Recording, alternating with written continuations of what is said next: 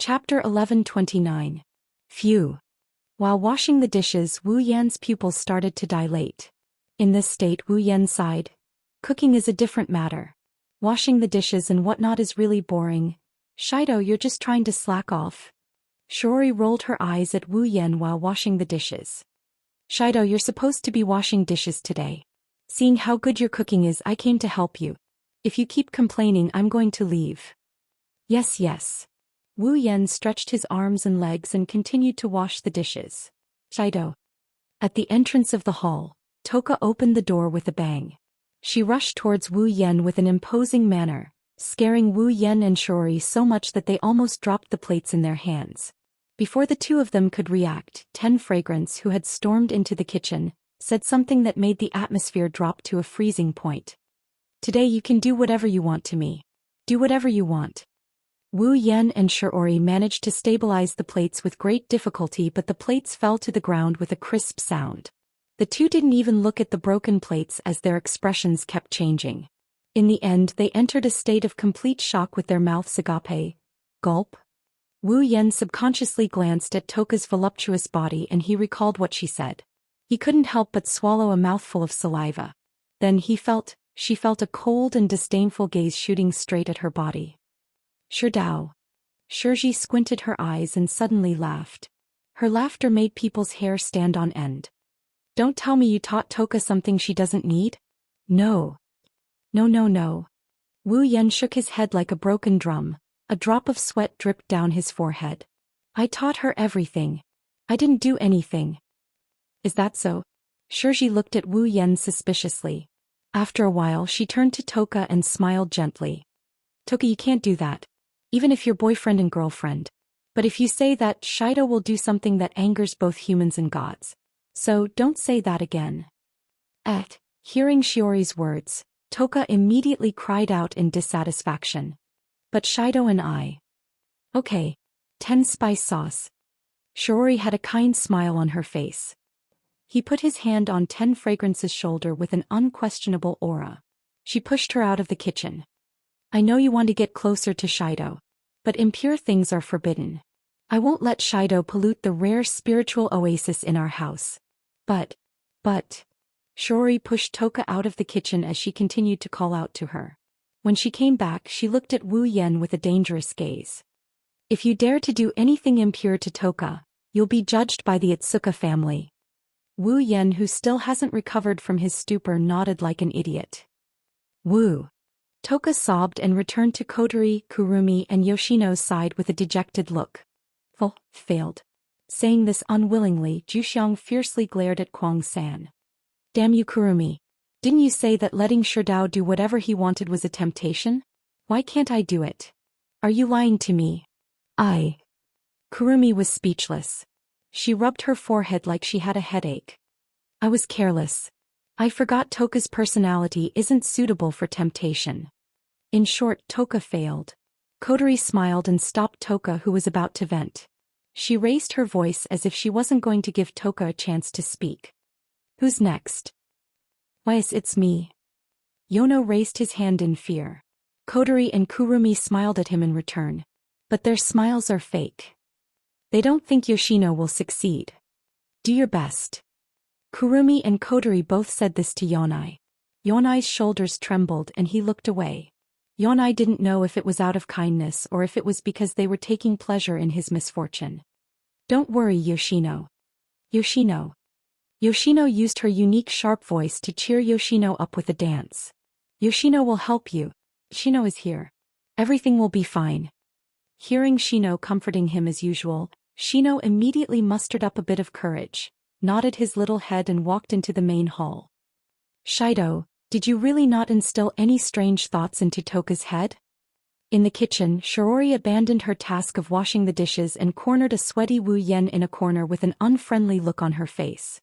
That's obviously different from the usual Toka, right? Shido, Toka is very innocent, you can't teach her bad things.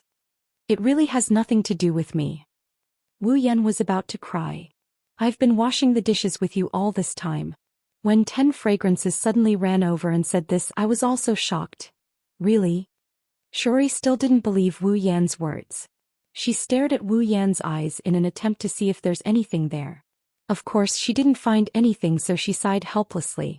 Forget it, let's just leave it at that for now. Shiori lowered her head and muttered. Seriously, I'll have to go look for 10 spice sauce later and correct her thinking. Wu Yan laughed dryly. The door to the hall was opened again. A shy little face appeared outside the door. There was a slight blush on her cheeks. He was so cute. Sorry for disturbing you. Wu Yan and Shiori, who were about to continue washing the dishes, turned around. They saw a blushing Yono peeking her head out from behind the door. The two of them flinched for a bit. Shiori's eyes lit up with love while Wu Yan felt a bit dazed by this scene. Toka. Toka? Wu Yan rubbed the plate in his hand and laughed awkwardly. Finally he was released from the effects of Mo Kill. Haven't you taken a bath yet? It's time to take a bath. I. Toka's cheeks were dyed red. She lowered her head and slowly walked out of the door. Seeing Toka's strange expression, Wu Yan put down the cutlery in his hand and squatted down in front of Toka. What's wrong? Looking at Wu Yan's smiling face so close to hers, Yoshino stood there in a daze.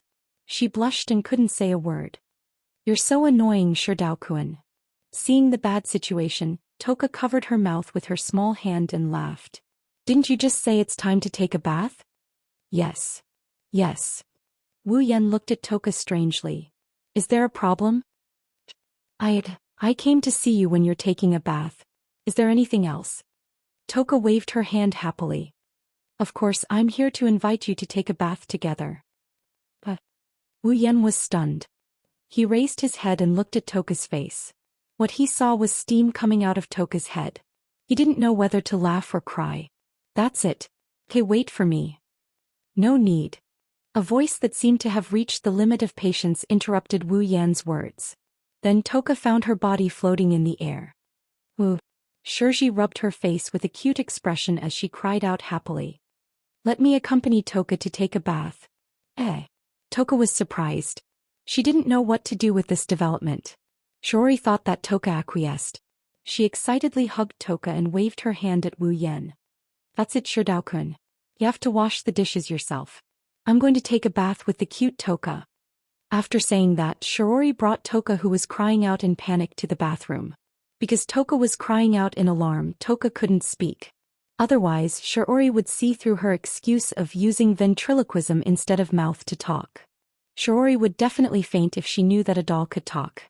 Left with no choice, Toka could only pretend to be a doll and watch as Toka was dragged into the bathroom together with Toka. Wu Yan's lips twitched as he watched Shiori disappear from his sight with the 4 familiars in her arms. He scratched his head in confusion. Why does it feel weird? Chapter 1130. See Sister Shiori. What's wrong? Yoshino. Can you please put me down? Era, is Yoshino shy? And no, it's not like that. Wow. She's blushing. She's so cute. Shiori's adrenaline seemed to have been stimulated as she walked into the bathroom with Yoshino in her arms. Kotori, Kurumi, and Toka poked their heads out and looked at each other. Era. Kurumi shrugged. Yoshino is out too. In a way, Sister is a powerful enemy. Kotori smiled bitterly, but she regained her composure. Luckily, Sister is being held back by Yoshino. She helped us solve a big problem. Well, we'll remember Yoshino. Kurumi patted the dust off her knees and stood up. Next. It's my turn. Kotori stood up with a radiant look on her face. She reached for the ribbon on her hair as if she had been prepared for this. Seducing that guy is a piece of cake. Why does it feel so weird? After washing the rest of the utensils, he frowned as he filtered them with clean water. Although 10 fragrances was usually a laughingstock due to its high natural attributes, 10 fragrances had always been a laughingstock. Occasionally, in order to overcome their temperament, they would deliberately do some bold things. However, compared to their usual behavior, the two of them seem to be a little more uncoordinated. It's like they're doing it on purpose. What's going on? Is this Kotori's idea again? While Wu Yan was deep in thought, the sound of the door opening echoed in the living room. It attracted Wu Yan's attention. He turned his head and looked in the direction of the main hall, jumping and skipping. Wu Yan saw a happy Kotori. He was stunned and astonished. Kotori? Kotori didn't notice Wu Yan until now. She turned around and her eyes lit up when she saw Wu Yan. Then, he's extremely cute. An innocent and romantic smile appeared on Kotori's face. Oni-chan noticed.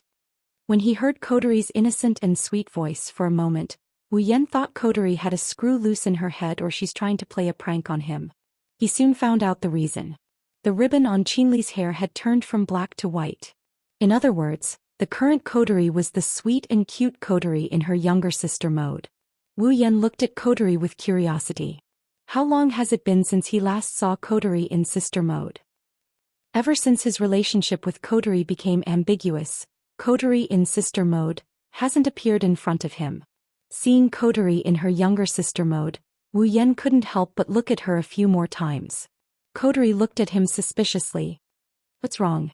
Oni-chan. Wu Yan's legs turned to jelly when she called him Oni-chan. He turned his head away awkwardly and pretended to cough. Wu Yan said to Kotori. And nothing.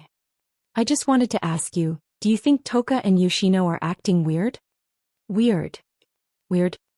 Kotori tilted her head cutely, her big round eyes sparkled like a squirrel's. Is that so? I didn't notice anything. I see. Wu Yan scratched his face and sighed. Forget it, I have nothing to lose so I won't pursue the matter. Oni-chan, are you upset that Yoshino was taken away by your sister? Kotori blinked her eyes and blushed. She started fidgeting with her hands.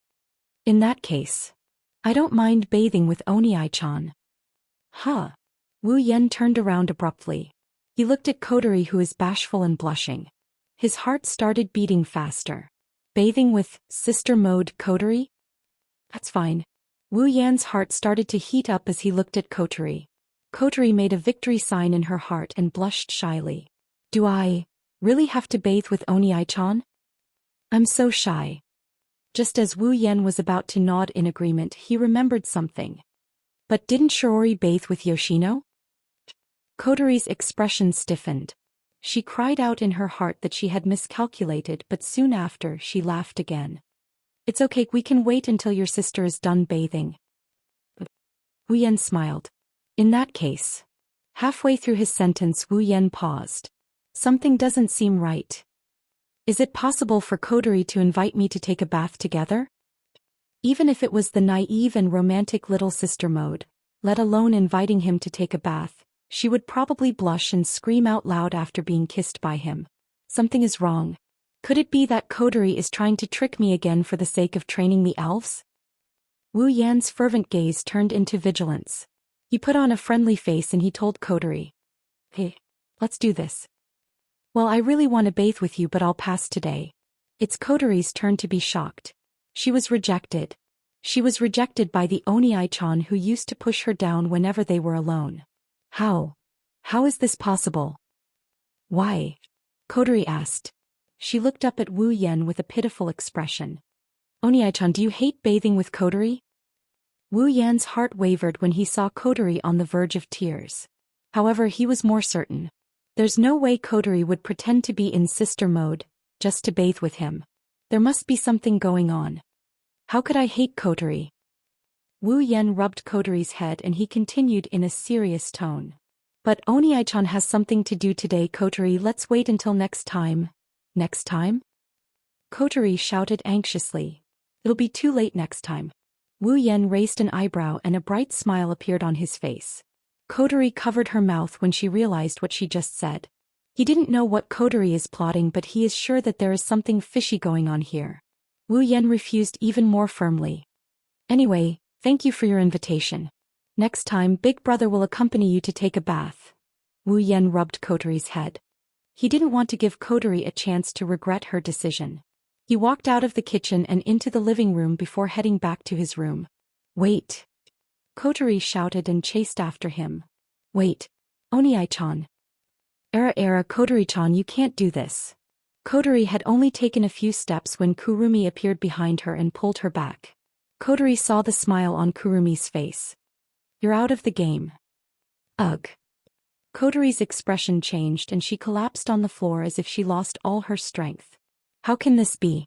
That's a perverted Onii-chan. It's my turn now. Kurumi looked down at Kotori and tilted her head with a smile. Onii-chan will be mine tomorrow during the Chishi festival. It's not like that. Kotori jumped up from the ground and puffed up her cheeks. You might fail too. If you fail, Onii-chan will have to share with everyone. Era, thanks for your concern. Kurumi grinned. She turned around and walked towards Wu Yan's room. Sigh. What a pity. Lying on his bed, Wu Yan sighed in grief. It would be great if I could do it with Kotori in her sister mode. Era, Onii-chan, you don't have to worry. Suddenly, a familiar voice and tone came from the room. Wu Yan reflexively looked at the source of the voice, and what he saw made him flabbergasted. Kurumi, who is completely naked, walked up to Wu Yan with a blush on her cheeks. She maintained a graceful smile as she walked in front of Wu Yan. She reached out and caressed Wu Yan's chest with a seductive smile. Do you need me to comfort you? The fire in Wu Yan's heart finally exploded. In the hallway, Kotori and Toka looked at each other when they heard the moaning and panting coming from Wu Yan's room. They lowered their heads in dejection. Chapter 1131. The main street of Tiangong City, the commercial street. This was a commercial street that was more lively and bustling than before. No, it should be a very lively commercial street. Today is the 7th of July, the annual Chinese Valentine's Day festival. Although the sky had just turned dark, the merchants who had smelled the scent of money would not let go of such a typical day. In order to cater to this wonderful business opportunity, they ruthlessly made a large sum of money. As soon as the sky turned dark, many people had already set off bursts of excitement on the commercial street. There are open-air shops and stalls on both sides of the street, preparing to welcome the arrival of customers. Not only do these shops and stalls specialize in octopus, fried noodles, and other indispensable snacks during the festival, masks, balloons, and other products are also displayed in a dazzling array. They are just waiting for customers to come and buy them all. It didn't take long for consumers to arrive one after another. The entire shopping street was packed to the brim. Some of the smaller people and children were mixed in the crowd. Not even their shadows could be seen. The people who are excited by the festival are shopping everywhere. They visit the stalls one by one. The prices of the products here are obviously the same as usual, some of them are even higher than usual. However, due to the festive atmosphere, people still go up and visit the stalls. After all, the festival only happens once a year, right? The couples in particular snuggled up to each other. Not only did they look intimate, but they were also more invested in the festival than others. They rarely thought about spending money, which made the shop owners very happy. Of course, the men who are responsible for paying the bill for their girlfriends are bleeding in their hearts. In any case, today is the Chinese Valentine's Day festival. It's bound to be lively. Wow, looking at the crowded commercial street, Zhou Xian is surprised.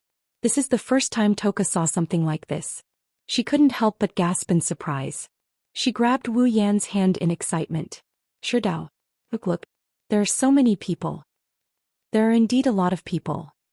Even Wu Yan is a little dazed. It's not that Wu Yan hasn't seen more people than this before, but it's a different story when they are all crowded in the same commercial street. Even the festival on Itagami Island in the blood frenzy world. Nor was there as many people as the Chishi festival. In addition, there were girls in all kinds of kimonos walking around in the crowd. It almost dazzled Wu Yan's eyes. Just a casual mention. The girls were also wearing kimonos. Kotori's kimono was pink, Kurumi's was black, and Toka's was purple. Sei was blue and Shurji was white with spots. Apart from Kotori, the other four also used hairpins to tie up their long hair. Together with their exquisite and beautiful faces, they were breathtakingly beautiful. Now that the sky has just turned dark, there aren't many people. Shirori chuckled softly and said to Shirori, whose eyes were filled with light, "When it's close to the fireworks, there will be a lot of people. Everyone, please keep an eye on each other and don't get separated. Wu." Just as Shirori finished her words, Toka closed her eyes, twitched her nose and ran out cheering. "Wow, it smells so good." "Ziging," Shirori exclaimed and quickly followed after her, making Wu Yan bitterly smile. "Everyone follow me, don't get separated. Compared to that, you should be more worried about your wallet." Kotori glanced at Wu Yan after Shirori left and said without hesitation. With Toka's appetite, I'm worried you won't be able to wash the dishes. Wu Yan's bitter smile deepened when he heard this. Since Toka, Yoshino and Kurumi were elves, Ratatosker's food expenses had always come from Ratatosker. However, because of Shiori, Ratatosker couldn't pay too much for the food expenses. After all, Shiori is responsible for all the expenses of Toka's family. Kurumi and the others also have to pay Shiori for their food expenses. In other words, Shiori is the living expenses sent by Toka and the others' families. Living expenses, even if it's a lot, how much can it be? It's already a miracle that it can fill Toka's stomach. That's why they can't spend too much money on the festival. However, looking at Toka's excited expression, she probably won't stop because of the financial deficit. If Wu Yan doesn't fork out the money, who else can help her? Toka is also Wu Yan's girlfriend. Unless Wu Yan doesn't let Toka enjoy herself to the fullest, he must pay for all of Toka's food expenses. Since Toka has already paid for all of Toka's food, can the other girls be left out? The answer is no. Thinking up to this point, Wu Yan couldn't help but touch his wallet. He's worried that he might not have enough money. In this world, Wu Yan isn't a teacher, he's a student. Where can he get so much cash? But at this point there's no point in dwelling on it. Wu Yan could only sigh and let out a long sigh to get rid of the depression in his heart. If I can't do it, I'll go sell a few more gold coins. Then you better think about how you're going to explain how you got the money from selling gold coins. Kotori gloated at Wu Yan. As long as I don't let her find out, it'll be fine. Who do you think gave me this? Wu Yan grumbled. He grabbed Yoshino's hand as if he's escaping from something. Whatever, Yoshino, is there anything you want to do? Yoshino panicked, her face turned red. After a while she weakly pointed at a stall. Takoyaki. Do you want to eat takoyaki? Wu Yan glanced at the stall Yoshino pointed at and turned his attention to Kotori and Kurumi. What about you two? I'm a little hungry too. Kotori nodded. She looked at Toka, who was running around the stalls with food in her hands, and Shiori, who was following her around to prevent her from getting lost. She sighed. If we follow Toka, we won't be hungry. Wu Yan touched his pocket. Kurumi, who's been quietly standing behind Wu Yan, tugged at Wu Yan's clothes and pointed in a direction. Housema, over there. What's wrong? Wu Yan, Kotori, and Yoshino looked in the direction Kurumi pointed. Their expressions changed. In front of Wu Yan, there's a girl who's wearing a white kimono with a purple belt around her waist. She has shoulder-length white hair and is looking at them. She's looking at Kotori. Toka Origami. Kotori's eyes narrowed as she met Toka Origami's gaze. She didn't back down. Kotori, who had retrieved the memories she lost when she turned into an elf 5 years ago, knew that she wasn't the one who killed Kenichi Origami's parents. Kotori doesn't need to show her weak side in front of Toka Origami. She won't explain herself either. Kotori only needs to have a clear conscience. Itsuka Kotori. Toka Origami said Kotori's name with clenched fists. It seems Toka Origami still doesn't believe Wu Yan's explanation. She's still hostile to Kotori. However, she didn't charge at them, which means she didn't deny Wu Yan's explanation. Maybe she just can't let it go. What's wrong? Toka Origami carrier. Kotori raised her chin expressionlessly. You want to kill me again? This time I won't be merciful. That's exactly what I want. Toka Origami said coldly and glanced at Wu Yan. I want to say that, but I don't want to kill Shiori's sister before I find proof that you're the one who killed my parents. Kotori raised an eyebrow and sneered. You don't really think you can kill me, do you? Toka Origami's gaze turned cold, but her tone was calm. Maybe not before, but now, I don't think you have any fairy power. As soon as these words were spoken, the atmosphere became tense. Chapter 1132. Kotori and Tabichi Origami stared at each other in the crowd. Their eyes flickered with a sharp glint, causing the atmosphere to become tense. Shido. Oniai-san. Sensing the tense atmosphere, Yoshino shrunk back in fear and leaned on Wu Yan. Yoshino kept stroking her head to comfort her. If this had happened in the original work, the flustered Yoshino would have been able to reverse the flow of the sealed spiritual power and cause it to go berserk. As for Kwang-san, she had been standing to the side and watching all of this happen with a smile. She didn't intend to interfere or stop it. Only her wine-red eyes revealed an eager expression. It was as if she wanted to see the world in chaos, which made people not dare to compliment her.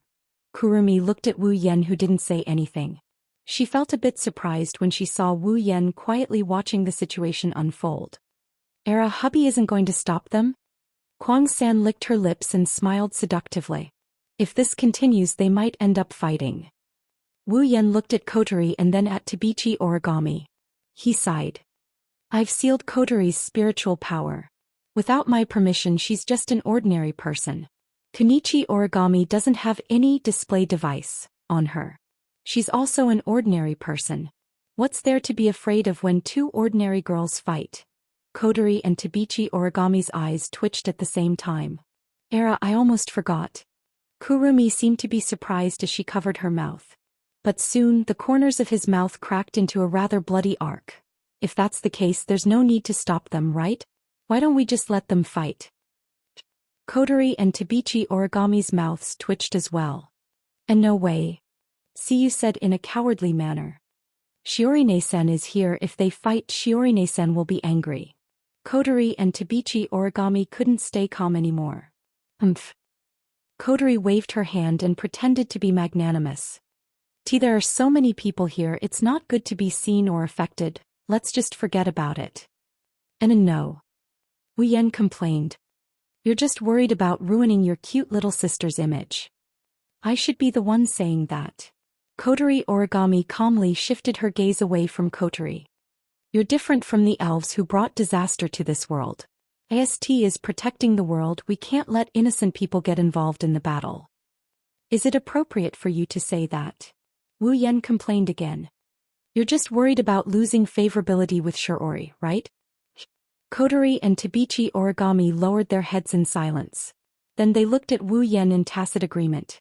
Their eyes were so cold that they could freeze a person to death. Wu Yan laughed dryly in the midst of his ridicule. She awkwardly shifted her gaze away. I'll go find Shiori. Leaving these words behind, Yuani Origami walked away without looking back. Kotori flinched and got angry. Who would let a crazy woman like you bother my sister? After that, Kotori wanted to chase after him, but before she could take a few steps, her collar was grabbed by a hand and pulled back. What are you doing? Kotori got even angrier.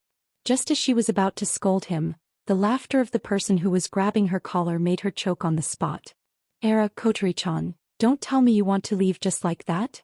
Kurumi grabbed Kotori's collar with one hand and squinted her eyes. Don't forget our promise. Damn it. Kotori fiercely glared at Kurumi. She broke free from the hand that was grabbing her collar, walked to Yoshino and held her hand. Yoshino, come with me to find my sister. Yanan nodded obediently and allowed Kotori to take her away. The two of them ignored Wu Yan and they disappeared in a puff of smoke under Wu Yan's astonished gaze. What the hell is going on? Wu Yan's mouth twitched when he realized what happened. He looked at Kurumi, who was smiling. They just left us like that. Well. It can't be helped, it can't be helped. Kurumi didn't feel a headache, her smile got brighter and brighter. It seems the Chishi festival is coming. I guess I'll have to accompany Aotsusama. I guess so. Wu Yan scratched his head and looked around at the crowd. He made sure Kotori and the others weren't around and bitterly smiled. Seriously, they just told us not to get separated, but they just left us like that. What kind of people are they? So. Kurumi hugged Wu Yan's arm with an intoxicating smile. Let's enjoy the ceremony. Well, I don't mind. Wu Yan looked at the crowd hesitantly. But we still have to pay for them. No need to worry. Kuang San's expression didn't change as she smiled. When Kotori left, she took Aotsusama's wallet with her. Wu Yan widened his eyes and he quickly checked his pockets. Of course it's empty. That damned Kotori. Wu Yan yelled.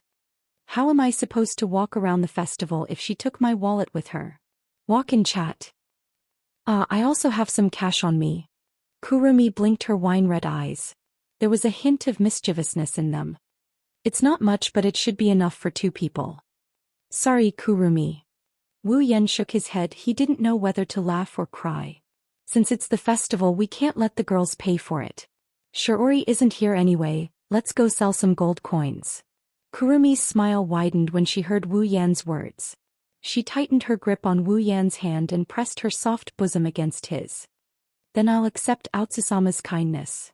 Seeing the dazzling smile on Kurumi's beautiful face and feeling the softness of her hand, Wu Yan couldn't help but smile back. However, he's a bit confused about what to do. Kurumi didn't look any different from before. Wu Yan, who knows Kurumi very well, noticed something amiss with her expression. He felt that the smile on Kurumi's face was forced. Only now did it seem to come from the bottom of her heart. But there was only one thing. Plus, she suddenly appeared in his room last night to seduce him, and that so-called promise she made with Kotori. Wu Yan's intuition told him that Kurumi was hiding something in her heart.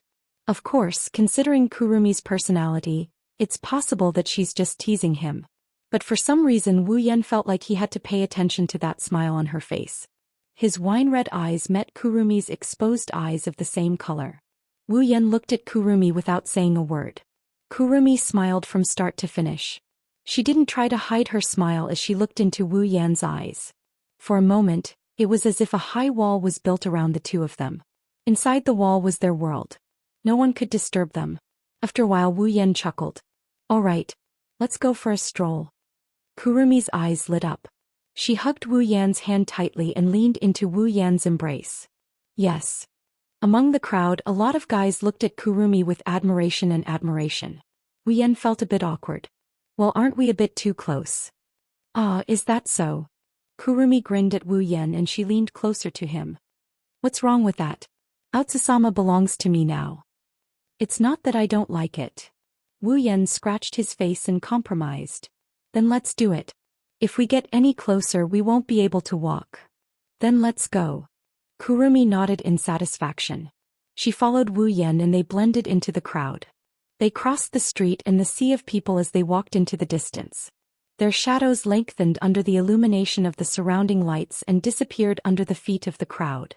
They merged with the shadows of everyone present and could no longer be distinguished from each other. Chapter 1133. Along with the shouts of the merchants in the stalls and the laughter of the people on the street, the clamor rose to the sky, reverberating in every corner of the commercial street. Although it was getting closer to midnight, the enthusiasm of the people present did not lessen.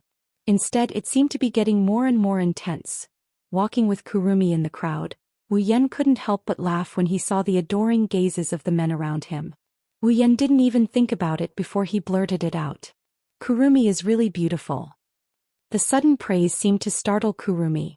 When she noticed the gazes around her, Kurumi couldn't help but smile. Hearing you say that, I'm really happy. She didn't forget to hug Wu Yan's hand harder and giggled. If Lord Husband is jealous, then I will be even happier. Jealous? Wu Yan wanted to deny it out of reflex, but when he saw Kurumi's grinning face, he turned his head away and he mumbled to himself. Yes, a little. Era. Kurumi placed her finger on her lips. Her cute appearance made Wu Yan's heart skip a beat. Many of the boys around her forgot that they were still walking. They bumped into each other, causing some of them to fall on their faces. Kurumi turned a blind eye to everything around her. She tilted her head and pointed at Wu Yan's lips with her finger. Don't worry, I only have feelings for hubby. From the beginning to the end. Wu Yan's footsteps paused. He turned around and looked into Kurumi's eyes. Then what about Chuju, Mikoto and Kotori? Kurumi's eyes flickered. With an unfathomable smile on his face he said this. Hubby, do you want to hear a lie? Or do you want to hear the truth? This question. Wu Yan shook his head with a smile. His eyes turned serious. Of course, I want to hear what's in your heart. The smile on Kwang San's face didn't change, but the light in her eyes was a little strange. She looked straight ahead and was silent for a while before she spoke. I'll say it again. From the beginning to the end, I only have feelings for hubby. Wu Yan lowered his head and remained silent.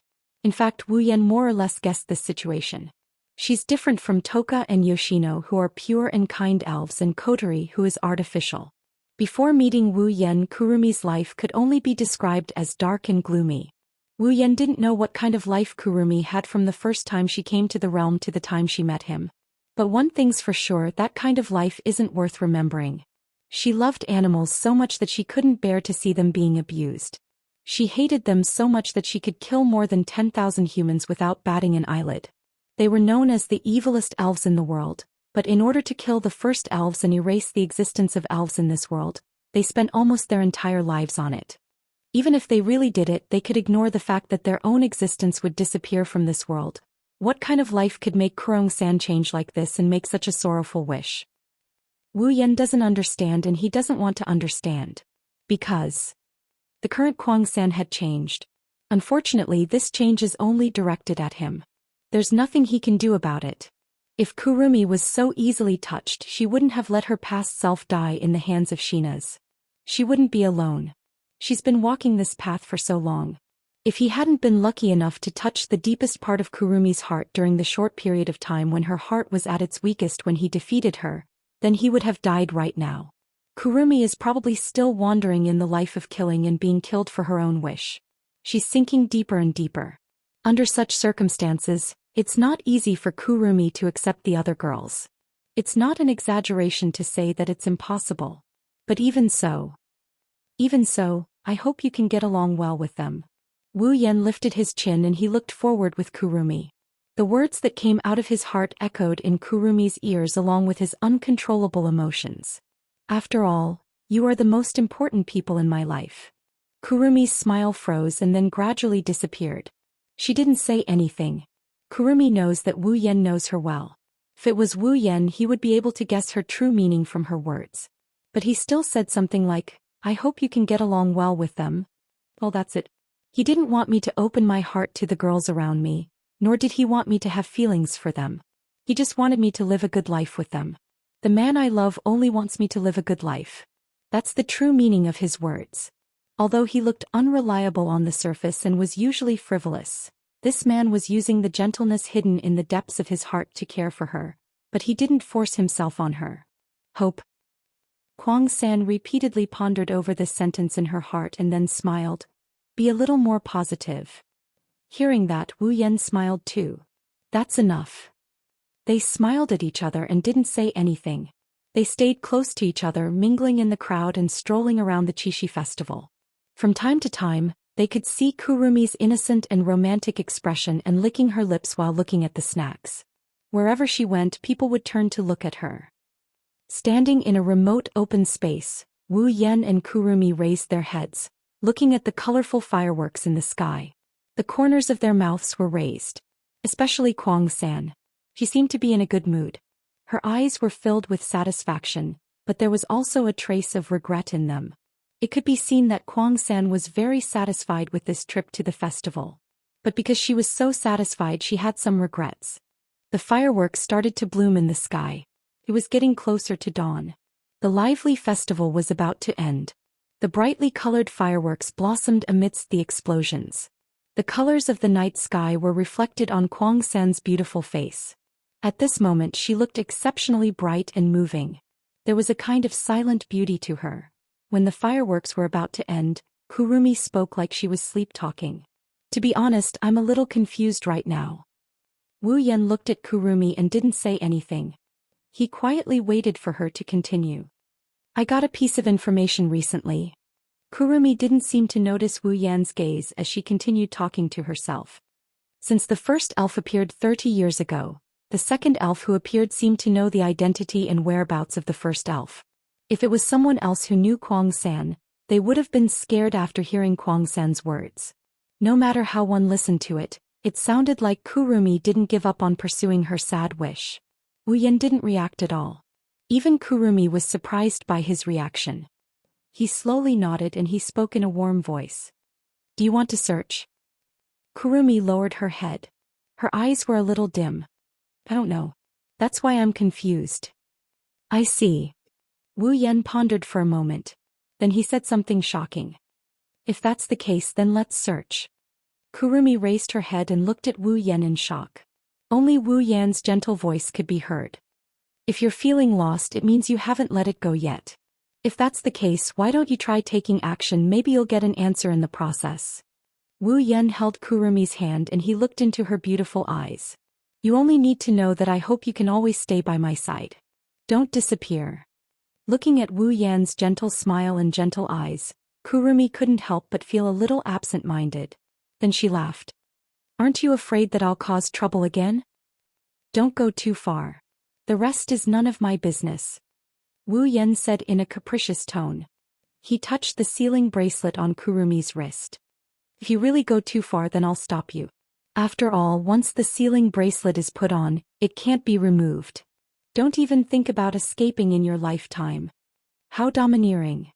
Kurumi's eyes flashed with strong ripples. She closed her eyes with a smile. But I like it very much. Chapter 1134. Early morning.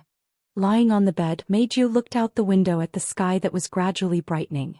It was a refreshing morning and the birds were dancing in the air. This scene was filled with vitality, but it didn't bring Meiju any good mood. It even made her feel a little irritated. In the past, Meiju hated mornings, because she had to go to school when morning came.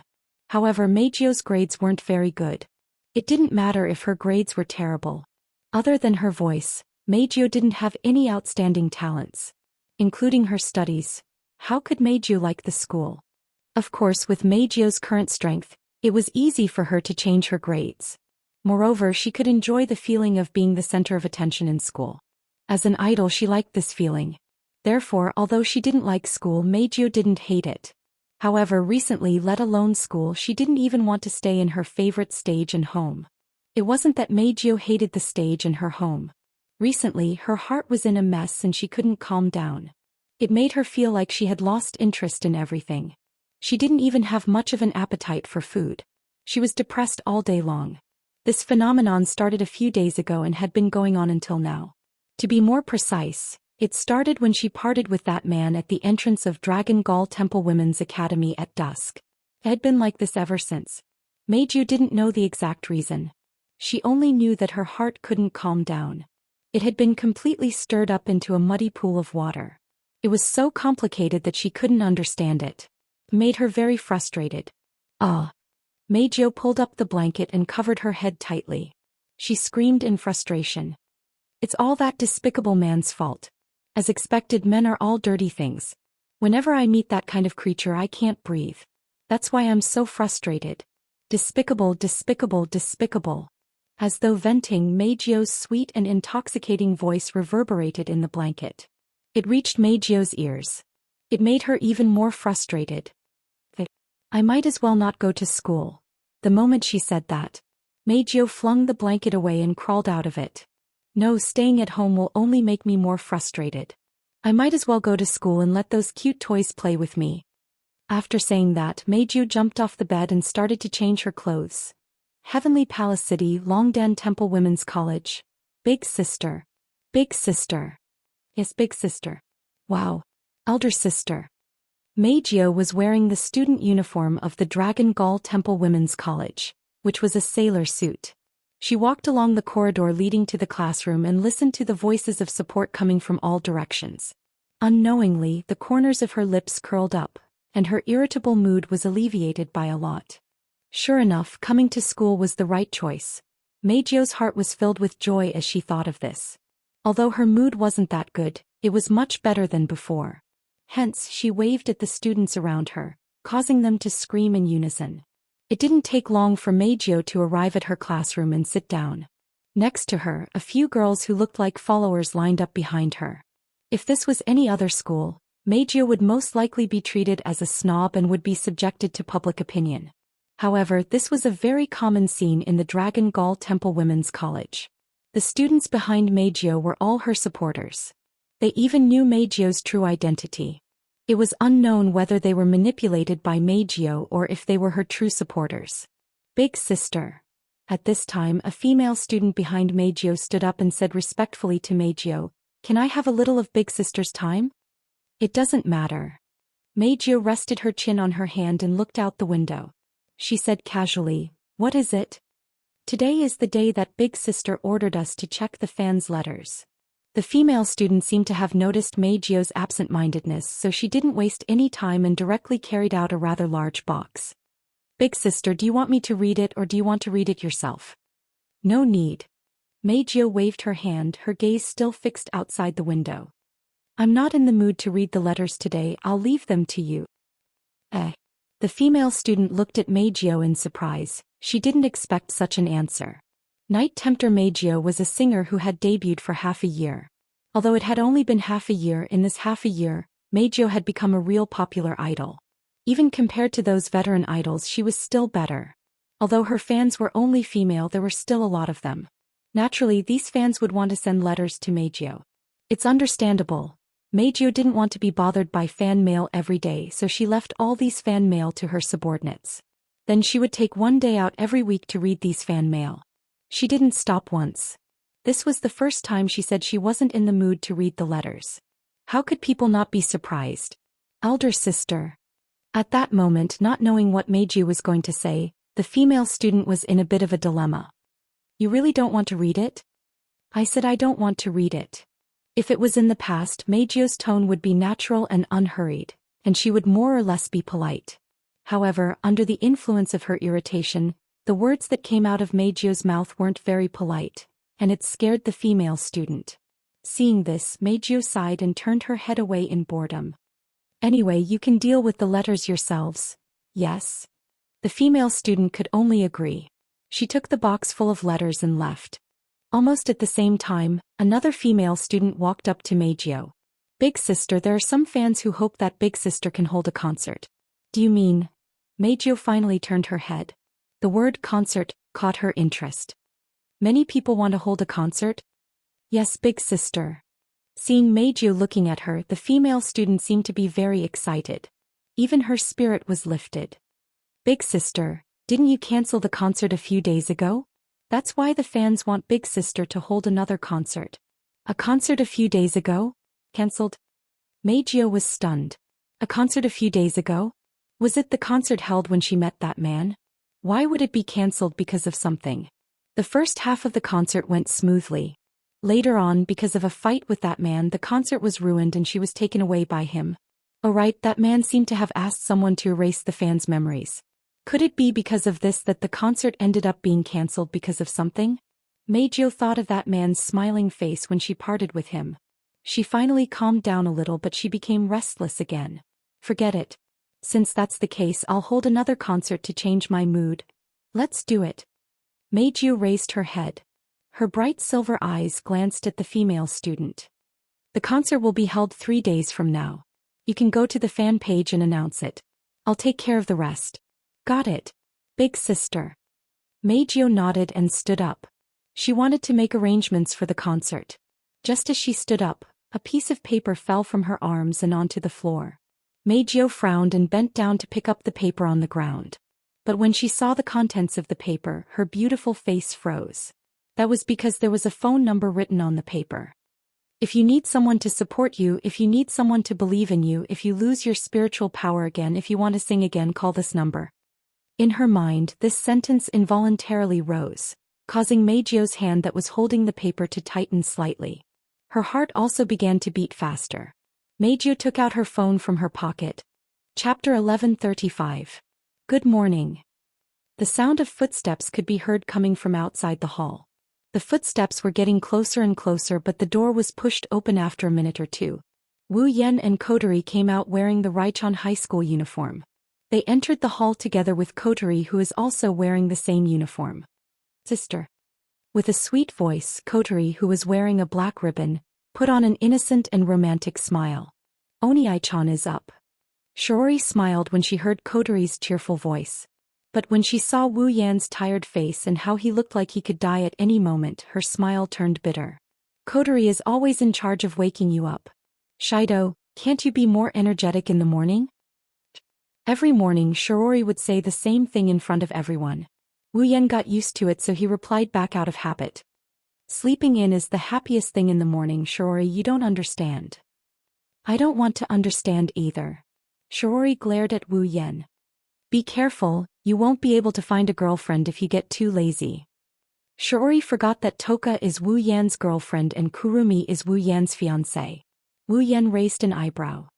He glanced at Toka and Kurumi, who were eating gracefully at the table. He also glanced at Kotori and smiled. Thank you for your concern. You.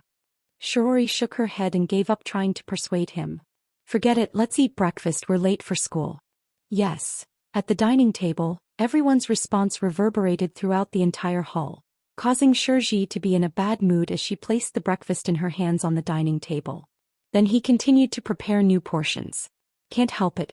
10 spices had already eaten more than 70% of the breakfast.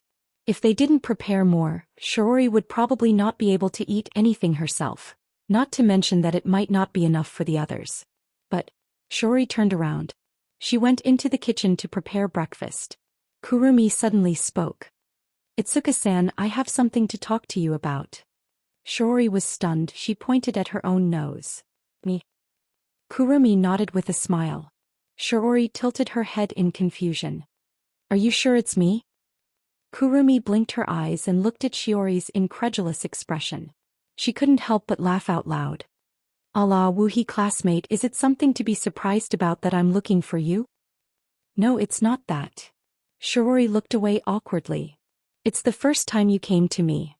Indeed, because of Kurumi's status as Shido's fiancé, Shiori, who supported her on 10 Fragrance's side, wasn't hostile to Kurumi, but she wasn't friendly either.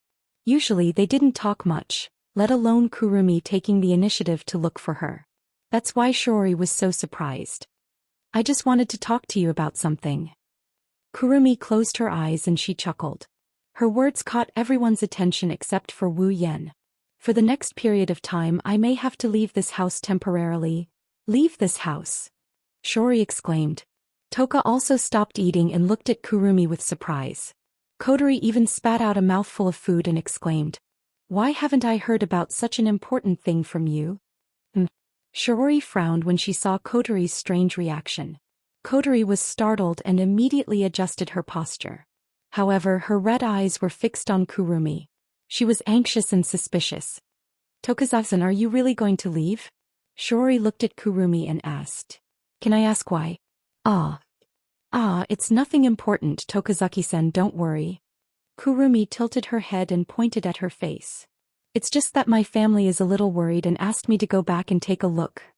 Speaking up to hear, Kwang-sen's face was still filled with regret. "My home is too far away and it might take me a while to get back. I have to ask for leave from school, so I'm going to tell Tokazaki-san." Kotori opened her mouth as if she wanted to say something, but because Shiori was there she could only shut her mouth. Her eyes were locked on Kurumi, and her expression was constantly changing. Shiori, on the other hand, felt that there was nothing wrong. After pondering for a moment, she nodded. "Then I guess I have no choice. Thank you for taking care of me." Kurumi stood up and bowed to Shiori. Shiori didn't have much of a young lady's temperament, so she smiled awkwardly. "In that case, let's prepare a big breakfast for Tokazaki-san." "Allah." Kwang-san pursed her lips and smiled. "Thank you for your hospitality, Tokazaki-san." "You're welcome." Shiori waved her hand and went into the kitchen. "What's going on?" As soon as Shiori left, before Toka and Yoshino could react, Kotori shot an oppressive gaze at Kurumi. "Leaving? Are you kidding me?" "I'm kidding. I'm not joking." Kurumi shook her head. She didn't avoid Kotori's gaze and looked straight at her. "I do have something to do, so I need to leave for a while." Hearing Kurumi's words, Kotori's expression sank. "Don't forget what Ratatosker did to you." Kotori's voice turned hostile. "Because you are an elf, your situation is special. Ratatosker punished you by sending you into exile and monitoring you. If you do anything suspicious again, there is a high chance that you will be imprisoned for the rest of your life." Kurumi's expression didn't change in the slightest, but she didn't say anything. On the side, Toka and Yoshino were holding their breaths. Looking at the stalemate between Kurumi and Kotori, their eyes were full of anxiety and worry, but they were suppressed by the heavy atmosphere and didn't dare to speak. They could only stare there, not knowing what to do. Wu Yan looked at Kotori and he opened his mouth. "Kotori, I allowed this to happen." "You?" Kotori looked at Wu Yan and frowned. "Why?" "Because there are some things that Kurumi has to do herself." Wu Yan shook his head. "Kotori, let Kurumi leave for a while. Kurumi is being monitored by Ratatosker." Kotori said. "I don't have the final say in Ratatosker. No matter what, Kurumi has killed more than 10,000 humans, so to be honest, this isn't a wise choice. Something bad might happen. Let's talk about it when the time comes." Wu Yan answered and he met Kotori's gaze. "Kotori, don't you trust Kurumi?" Kotori's frown deepened. She glanced at Kurumi, who was staring at her, and sighed. It's not that I don't trust Kurumi. It's just that Kurumi is a dangerous person. If you want her to leave, you won't seal her power, right? How can you make others feel at ease? Even if I believe Kurumi, it's not like you don't know the side effects of her angel era. You don't have to worry about that. Kurumi's mouth curved into an evil grin. In order for me to use the carving emperor without any side effects, Lord Husband has gifted me a lot of time last night. Kwang San licked her lips as if she was recalling something. If I don't use the bullet of 11 and the bullet of 12, even if I keep using the carving emperor, I can still use it for a few years. I don't need to hunt other people to make up for the time. Therefore, during this period of time, I won't touch a single hair of those ordinary people. This time Kotori was in a dilemma. Kotori looked at Kurumi, who was grinning from ear to ear. Then she looked at Wu Yan, who nodded at her. She lowered her head and she started thinking. Chapter 1136. Time quietly flowed by in a state of relative silence. Wu Yan, Kurumi, Toka are all looking at Kotori, waiting for her decision. Time is ticking and Shirori is humming in the kitchen, but Kotori still hasn't made a decision. It's natural. Just like Kotori said, Kurumi is an evil elf who killed more than 10,000 humans. She's a dangerous existence in the eyes of those who know her. Right now, Kurumi's spiritual force was sealed and she was being monitored by Ratatosker. If Kurumi was allowed to leave after regaining control of her elven powers, Ratatosker's treatment of her might change. When that happens, even Kotori won't be able to do anything. Kotori wasn't the one who created Ratatosker and she's not the one in charge. If the higher-ups decide to punish Kurumi, what can Kotori do? She can either watch from the sidelines or interfere. One thing is for sure, if Kurumi ends up in jail, Wu Yan wouldn't just sit by and watch her do nothing. Kotori doesn't want to see Wu Yan and the person behind Ratatosker fight each other. Wu Yan is the most important person in Kotori's life. He's the one behind Ratatosker. In a way, Kotori can't afford to betray him. What will happen if they start fighting each other? Kotori can't imagine it. The best decision is to keep Kurumi alive and maintain the status quo. However, looking at the smile on Kurumi's face and the gleam in her eyes, how could Kotori not know that Kurumi would run away if she tried to stop her? At that time, once the crime of absconding for fear of punishment was placed, things would really take a turn for the worst. But she can't let Kurumi go. Something goes wrong. The consequences will be worse. She's not a human being. Kotori's face was full of distress and her eyes flickered. Clearly she was in a difficult position. Perhaps because she couldn't stand the heavy silence, 10 Incense suddenly spoke. I don't know what's going on. Toka's handsome face met Kotori's. A resolute expression appeared on his face. But, it's me. If there's something I have to do but I can't do it, it'll be hard. Kotori was stunned. I think so too. Toka glanced at Kotori. She mustered up her courage. If you don't do it well, your mind will be messed up. Kwang San was slightly surprised when she heard the words of 10 Incense and 4 Ginseng, but the smile on her face had already widened a little. Wu Yan chuckled and he shrugged at Kotori. That's right. So Kotori, let Kurumi go, you guys. Kotori rubbed her forehead with a bitter smile. Her hesitant look was gone. She stared at Kurumi and said, let me ask you, what are you going to do? Ah. Kurumi raised her eyebrows and pretended to ponder. She tilted her head and replied with a smile, this is a secret. Kotori glared at Kurumi and snorted. Let's change the question, you won't hurt others, right? This question really stumped me. Kwang Sanji's red eyes flashed with suppressed bloody light. The corner of her mouth hooked up into an extremely dangerous arc. Well, at least I won't cause trouble for others, but if I'm in a bad mood, I'll leave a permanent mark on those who make me unhappy. How can I let you go like this? Kotori wanted to slap the table, but that would attract Shiori's attention. She suppressed her anger and glared at Wu Yan. Is this your decision? This is Kurumi's decision. Wu Yan answered without hesitation. I'm just saying that I support her. The bloodlust in Kurumi's eyes quickly melted away, replaced by an unprecedented gentleness. Kotori couldn't bear to watch anymore and covered her forehead. She couldn't bear to watch any longer, so she turned her head away in despair. Do whatever you want. I won't help you if something happens. That's more than enough. Kurumi's delicate face relaxed a little. It doesn't matter if Kotori agrees or not because Kurumi has already decided to look for the second elf even if Kotori doesn't agree. She has Wu Yan's support, right? For Kuang-san this was already enough. As for whether she'll ask the second elf about the original elf's whereabouts or something else, she'll have to wait and see. After all, even Kurumi herself doesn't know what to do. She can only do as Wu Yan said. She'll try first. Following Kotori's agreement, the heavy atmosphere in the room dissipated, allowing Toka and Yoshino to heave a sigh of relief and smile. Toka leaned forward and asked Kurumi. Then Kurumi, when are you leaving? Well, Kurumi thought for a bit. I'll go to the school to say goodbye to the teachers and then I'll leave. So soon? Toka wrinkled her nose. When are you coming back? I don't know. Kurumi shook her head and glanced at Wu Yan with a smile. Maybe I'll be back soon, maybe I'll wait until Aotsusama leaves this world, but no matter what, I'll be back. That's good. 10 Incense clapped her hands and greeted Kurumi. Hurry up and eat. Shiori said that you'll have the strength to do things when you're full. Yes. Kurumi chuckled and responded with a crisp voice. She sat down and began to enjoy her breakfast. What a troublemaker. Kotori sighed. She was still a little annoyed. What a troublemaker. Looks like I'll be busy from now on. Not only do I have to report to Ratatasker's members, but I also have to prepare for your psychic wave. Wu Yan scratched his cheek and asked Kotori. Do you want to report this to your superiors? Yes.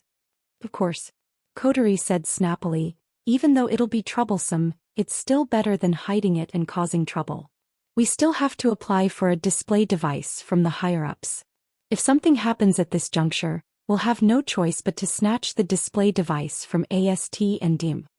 Wu Yan smiled awkwardly and shrugged at Kurumi, Toka and Yoshino. The 3 elven girls giggled. At that moment, a light melody came from Wu Yan's pocket along with the vibration of something. Wu Yan blanked out for a bit before taking out his phone from his pocket. Looking at the unfamiliar number on the display, he picked it up in confusion. Hello? For a split second, Wu Yan heard sounds of panic and chaos coming from the other side of the phone. Then a somewhat stiff and nervous voice came from the other side of the phone. It's me. Wu Yan furrowed his brows when he heard this. Then he finally recalled the face of the owner of this beautiful voice in his mind and he exclaimed in surprise. Seducing Meijio? The air froze. The 4 girls looked at Wu Yan at the same time. Toka and Yoshino looked at him suspiciously, Kurumi smiled and Kotori looked at him inquisitively. Wu Yan didn't have the time to think about this. He's still in a state of shock that Meijio would call him. You actually called me. Didn't you ask me to call you? On the other side of the phone, Meijio sounded a bit nervous. She's completely different from her previous arrogant self when she attacked him. Wu Yan was confused, but he still asked her with a smile. Then why are you calling me? Meijio went silent for a while before speaking again. Didn't you want to hear me sing? The smile on Wu Yan's face slowly receded and turned into a serious expression. Do you want to use your own voice? Meijio opened her mouth and her voice trembled. She didn't want to use her own voice to sing. I won't go. Wu Yan refused. I don't want to listen to a song sung by that fake voice at all. Wu Yan hung up the phone without giving Meijio a chance to respond. Hearing the busy tone from the phone, Meijio's bright silver eyes gradually dimmed. She laughed at herself. What a self-righteous man. Without this voice, who would listen to me sing? Chapter 1137. 1 or 2 will only cause me trouble. Walking alone in the dark corridor, Kotori grumbled to herself with a bitter smile on her face. Kotori has changed out of her school uniform and replaced it with the crimson military uniform she wore in Ratatosker. Upon closer inspection, one would notice that even though Kotori was wearing a dark red military uniform, she didn't drape her coat over her shoulders as usual. Instead, she was dressed very formally, and it wouldn't be an exaggeration to call it a formal attire. On top of that, the precious pearl that was always in his mouth was gone as well. Compared to her usual frivolous appearance, she looks a lot more formal. Kotori's appearance made one think of an unruly little princess with an erratic personality forcing herself to be polite in order to attend an important banquet. Right now, Kotori was giving off such an atmosphere. Of course, if you ignore the impatient and helpless expression on Kotori's face from time to time. Kotori's footsteps and mutterings could be heard clearly in the silent corridor. She could even hear her heartbeat. Kodori couldn't help but feel a little nervous when the three voices intertwined. This unprecedented nervousness wasn't because of the sound, but rather because of Kodori's current location. Ratatasker's headquarters. That's where Kodori's superior works. And now, Kodori was going to meet her direct superior. There are two things. The application for the display device, and the report on Kurumi's incident. Because of these two reasons, Kodori immediately applied for leave from school. She rushed here as fast as she can to solve the problem in one go. Kodori wasn't just complaining, he was truly annoyed. She applied for a large number of display devices for no reason, including the personal combat display device, the CR unit. How can her superior just give it to her without asking for the reason? After all, Ratatosker only has a small number of members and almost none of them are qualified to equip the CR unit. Why would they apply for a large number of display devices for no reason? Without asking for the reason. There was no way Yasgate Electronics would make a display just because Kodori said so. Kodori had to give him a reasonable reason to obtain these devices. And Kurong-sen's matter was also a troublesome matter. In order to prevent the person most important to her from opposing her benefactor, Kodori has to try her best to convince her superior to prevent the worst from happening. Plus, she had a chance to seduce Meijio. However, she was mercilessly rejected by her brother. If Shiori wasn't there, she would have been furious. Kodori wanted to give Wu Yan a good round of cannons. Even though Kodori's spiritual power is still in Wu Yan's hands. Seriously, nothing can stop me from worrying. Kodori rubbed her forehead and adjusted her state of mind. She walked to the end of the corridor and stopped in front of a door. Kodori took a deep breath and hesitated. Then she knocked on the door unhurriedly. Kodori. Reporting for duty. His voice was not loud, but it echoed in the corridor. It was only after 4 or 5 seconds that it gradually calmed down. Almost at the same time, a voice sounded from the other side of the door. Come in. Hearing this, Kodori took another deep breath, pushed open the door and walked in. It wasn't a spacious office behind the door, but an ordinary study room. The 4 walls of the study were filled with bookshelves filled with books. Behind a desk in the innermost part of the study, an old man in his 50s with white hair and a long beard was sitting on a swivel chair. He crossed his arms and supported his chin with the back of his hand. He gazed at Kodori, who walked into the room with a peaceful smile on his face like an amiable old man. As soon as Kodori saw the elderly man, her expression turned solemn and her eyes revealed a look of respect. This old man is the founder of Ratatosker, Elliot Baldwin. Woodman. He's also Kodori's benefactor. Woodman-sama. Kodori stopped 2 to 3 meters away from the desk and bowed deeply. Seeing Kodori's respectful look, Woodman's smile widened and he looked more and more peaceful. Long time no see, Commander Wuha. I'm relieved to see you in such good spirits. Thank you for your concern, Lord. Kodori nodded. She seemed to really respect Woodman. Woodman was gratified, but at the same time he felt a little helpless. It's not time for the annual roundtable conference yet, right? Commander Wuha. Woodman straightened his back when he saw Kodori standing in front of him. The roundtable conference hasn't started yet and you're already here. If I'm not mistaken, you're here to apply for the display device, right? Kodori held her breath and nodded. That's part of the reason. There's another thing I need to report. Then let's talk about the display device. Woodman smiled and picked up an application form signed by Itsuka Kodori from the table. There was a lot of information written on it. If other people were to see the information recorded on it, they would definitely be shocked. That was because what was recorded on the application form were all display devices that had a wide range of uses and extraordinary performance. Other than the display devices for other purposes, just the display devices for personal combat, the CR units, alone numbered in the tens of thousands. Furthermore, all of them were the latest and most powerful. When I first received this application form, even I was shocked. Woodman smiled bitterly. If all the display devices on this application form are really manufactured, then Yasgate Electronics Company might even go bankrupt. I can't believe that this application form was personally submitted by you, Commander Five River. Woodman paused for a moment before he added in a playful tone. Don't tell me this is a prank from you, Commander Wuha? Even Kodori, who respected Woodman greatly, couldn't help but smile bitterly. If Woodman said it was a prank, one can only imagine how ridiculous the display device coterie applied for is. These display devices would all be used to equip the base in the giant beast's forest.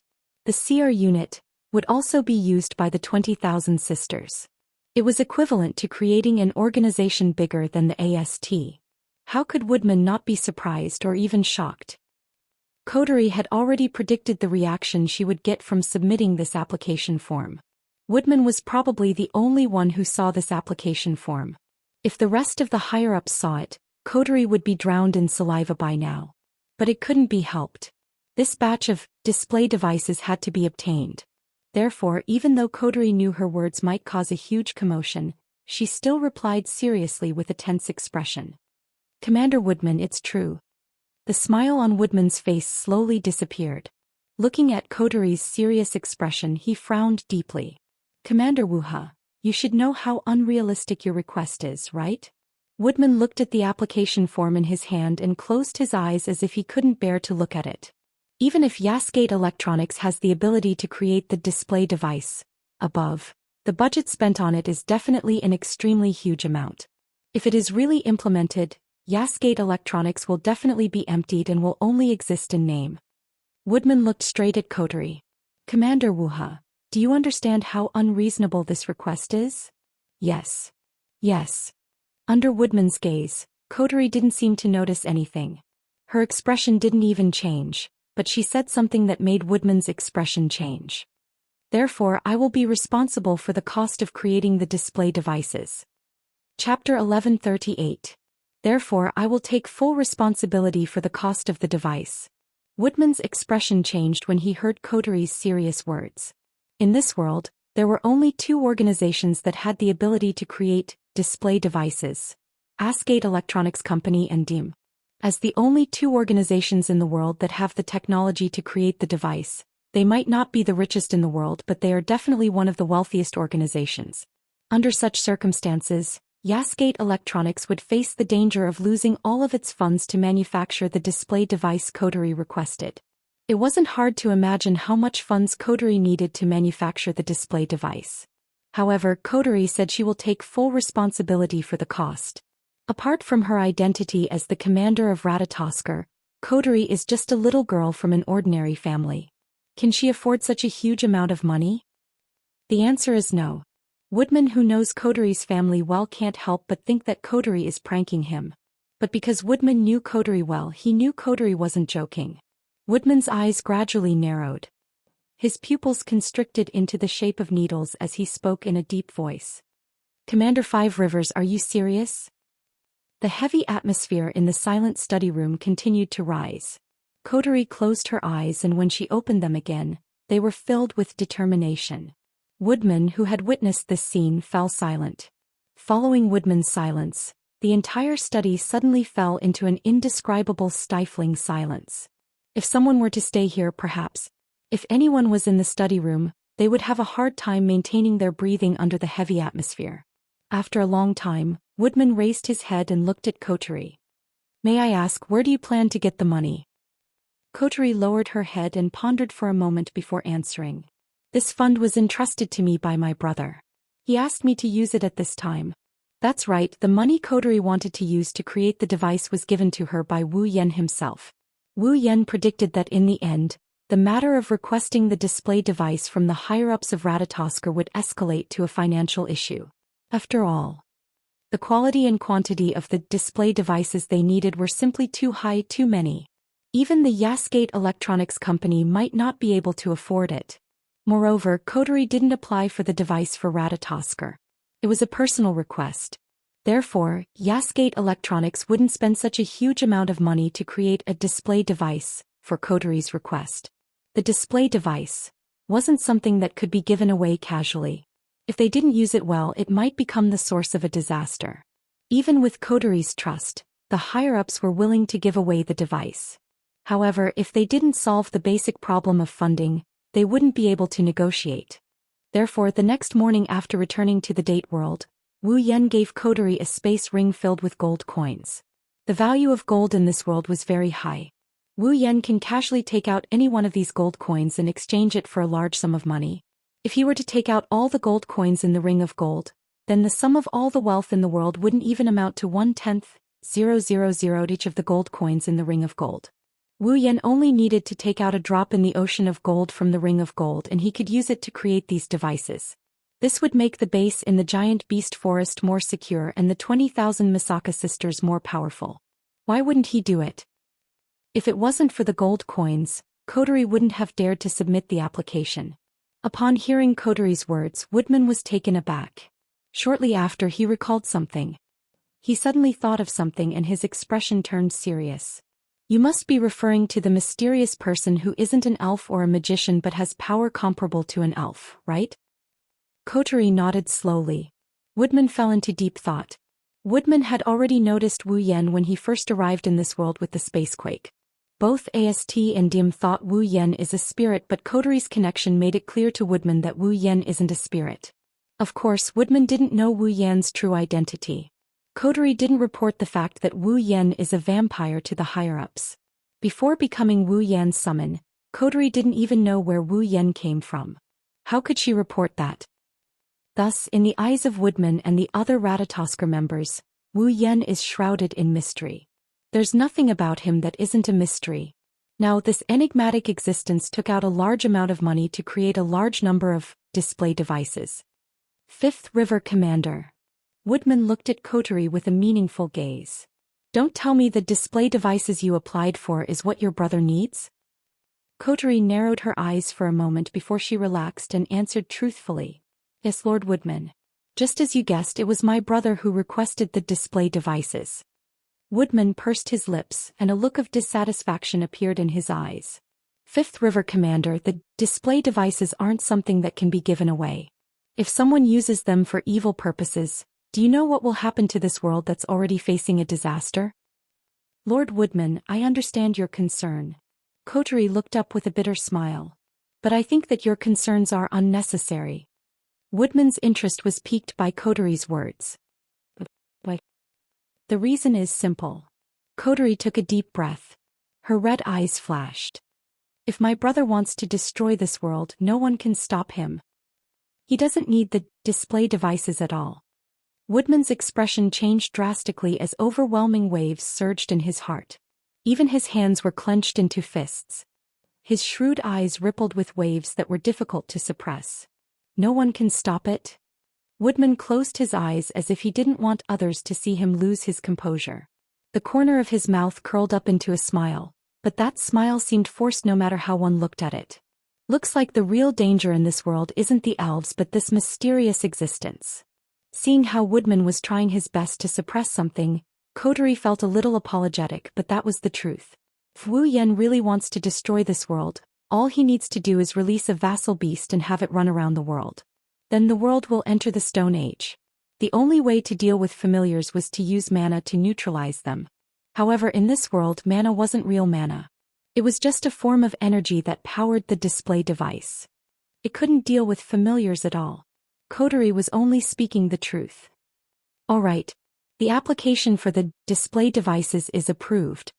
Woodman looked at Kotori and said in a deep voice, but I hope that existence will always be on our side. Kotori finally let out a sigh of relief and respectfully agreed. Don't worry, my brother has unimaginable power but he doesn't have much ambition. As long as there are no accidents he won't do anything. That's good. Woodman nodded with a kind smile on his face. I will be in charge of the display devices. Make them as soon as possible. Of course you'll have to fork out the funds yourselves. Asgate Electronics can't afford it.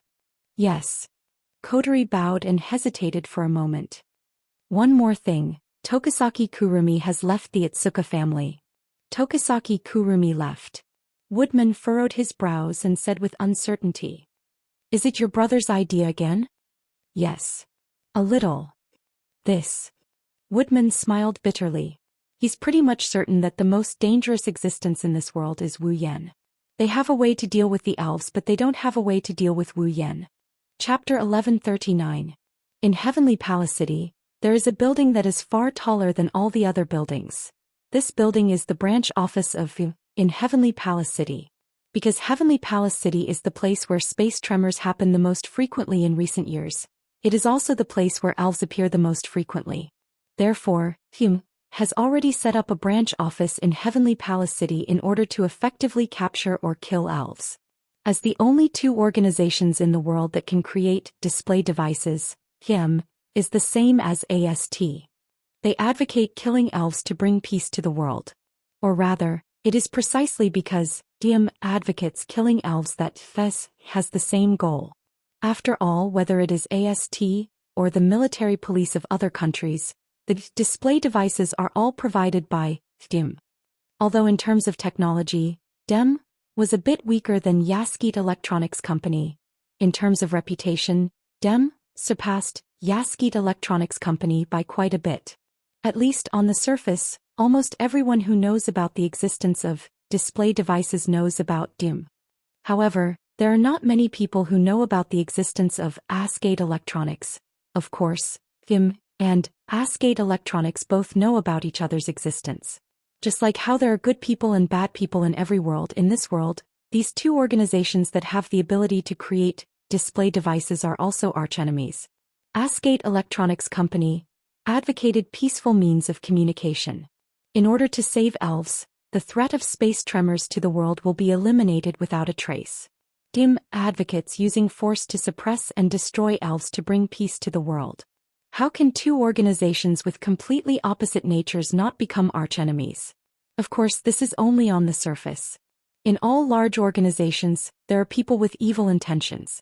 DIM said that they plan to destroy elves and bring peace to the world, but there are also people who have evil intentions towards elves. In this branch office building, there is such a person.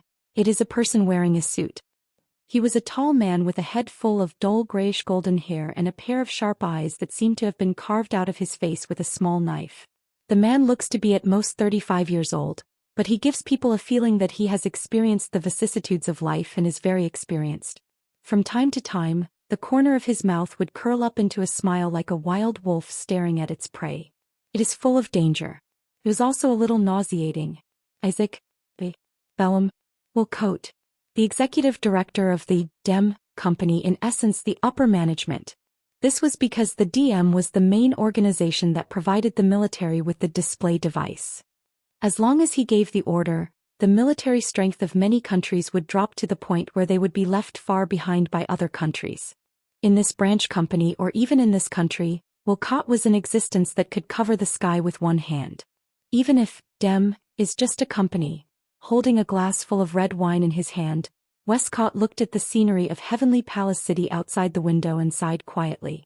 Isn't it said that there are many elves in Heavenly Palace City? Why was it so peaceful? After that, Scott stretched out his hand toward Heavenly Palace City outside the window and then clenched it tightly. How great would it be if the DM company mastered the technology of freely summoning Spacequake? This way, no matter how many sprites there are, they would be able to find them. If an ordinary person heard this, they would definitely run away and blacklist Scott, never to see him again. In order to find a sprite, he didn't hesitate to summon Spacequake. I'm afraid Wilcott doesn't care about the lives of the residents of Heavenly Palace City. Wilcott retracted his hand as if it was the most normal thing in the world. He sighed again and shook the glass full of red wine. At this moment, a tall and beautiful woman dressed like a secretary pushed open the door of the room and walked towards Wilcott. As if he already knew who came, Wilcott smiled without turning his head. It's rare to see someone come to me at this time. I'm always here. The beautiful woman called Irene was holding a folder in her hand, and there was no expression on her pretty face. If you want to find me, just give me a shout. Is that so? Westcott narrowed his eyes. It was hard to tell if he was happy or disdainful when he smirked. If you're looking for me at this time, there must be something good, right? I don't know if it's a good thing or not. She opened the folder in her hand and took out a document. However, there is one thing that I need to report to you. Report? Westcott chuckled and shook his head. If it's something annoying, let's talk about it tomorrow. It should be something you're interested in. Irene glanced at Wilcott and put the document on the glass table in front of him. There was a photo on the document. It was a photo of a boy and two girls in high school uniforms walking forward, talking and laughing. The boy in the middle had black hair and red eyes. He looked like he was in his 20s. The woman walking on the left had long purple hair that reached her waist and a pair of dreamy crystal-like eyes. As for the woman on the right, her long black hair was tied into two ponytails in front of her. Her bangs were long enough to cover one of her eyes. Seeing the three of them, Westcott, who had been uninterested, felt his heart skip a beat. His sharp gaze landed on the photo, which shone brightly.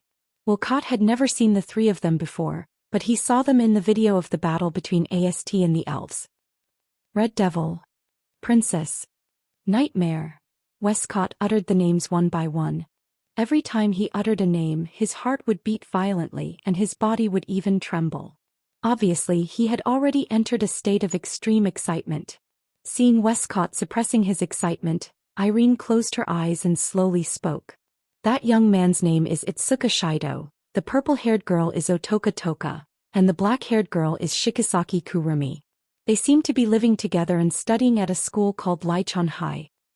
Due to the fact that the three of them look shockingly similar to the Red Devil, Princess, and Nightmare, the intelligence personnel collected some information about them. When Irene reached this point, she frowned. However, from the information, they seemed to be ordinary students. There was no reaction from the elves. The system determined them to be ordinary people. Ordinary people? Westcott's eyes widened. He covered his face and laughed out loud. 3 ordinary people who have the same appearance as the 3 elves? Coincidentally, they're all in the same place? Do you believe it? Indeed. If that's the case, it's too much of a coincidence. Irene nodded expressionlessly. However, the information doesn't show any differences in their backgrounds. We can't conclude they're elves. Oh. Westcott picked up the photo on the table and stared at the 3 people in it. The corner of his lips curled up slightly. You mean we can't conclude they're not elves? Yes. Elaine paused and nodded, causing a dangerous smile to appear on Westcott's face. Isn't this interesting? Westcott looked at Irene and handed her the photo. Looks like we need to investigate this. Irene, I'll leave it to you. Are you sure? Irene frowned again. Her face was filled with uncertainty. If the investigation is correct, our opponents will be 3 elves. Westcott's brow rose, his gaze toward Irene becoming more and more interested. Don't you have the confidence to deal with 3 elves? Irene's expression turned serious. There's no elf in this world that I can't defeat. Westcott laughed delightfully when he heard the words. Then I'll leave it to you. Mira. Messi.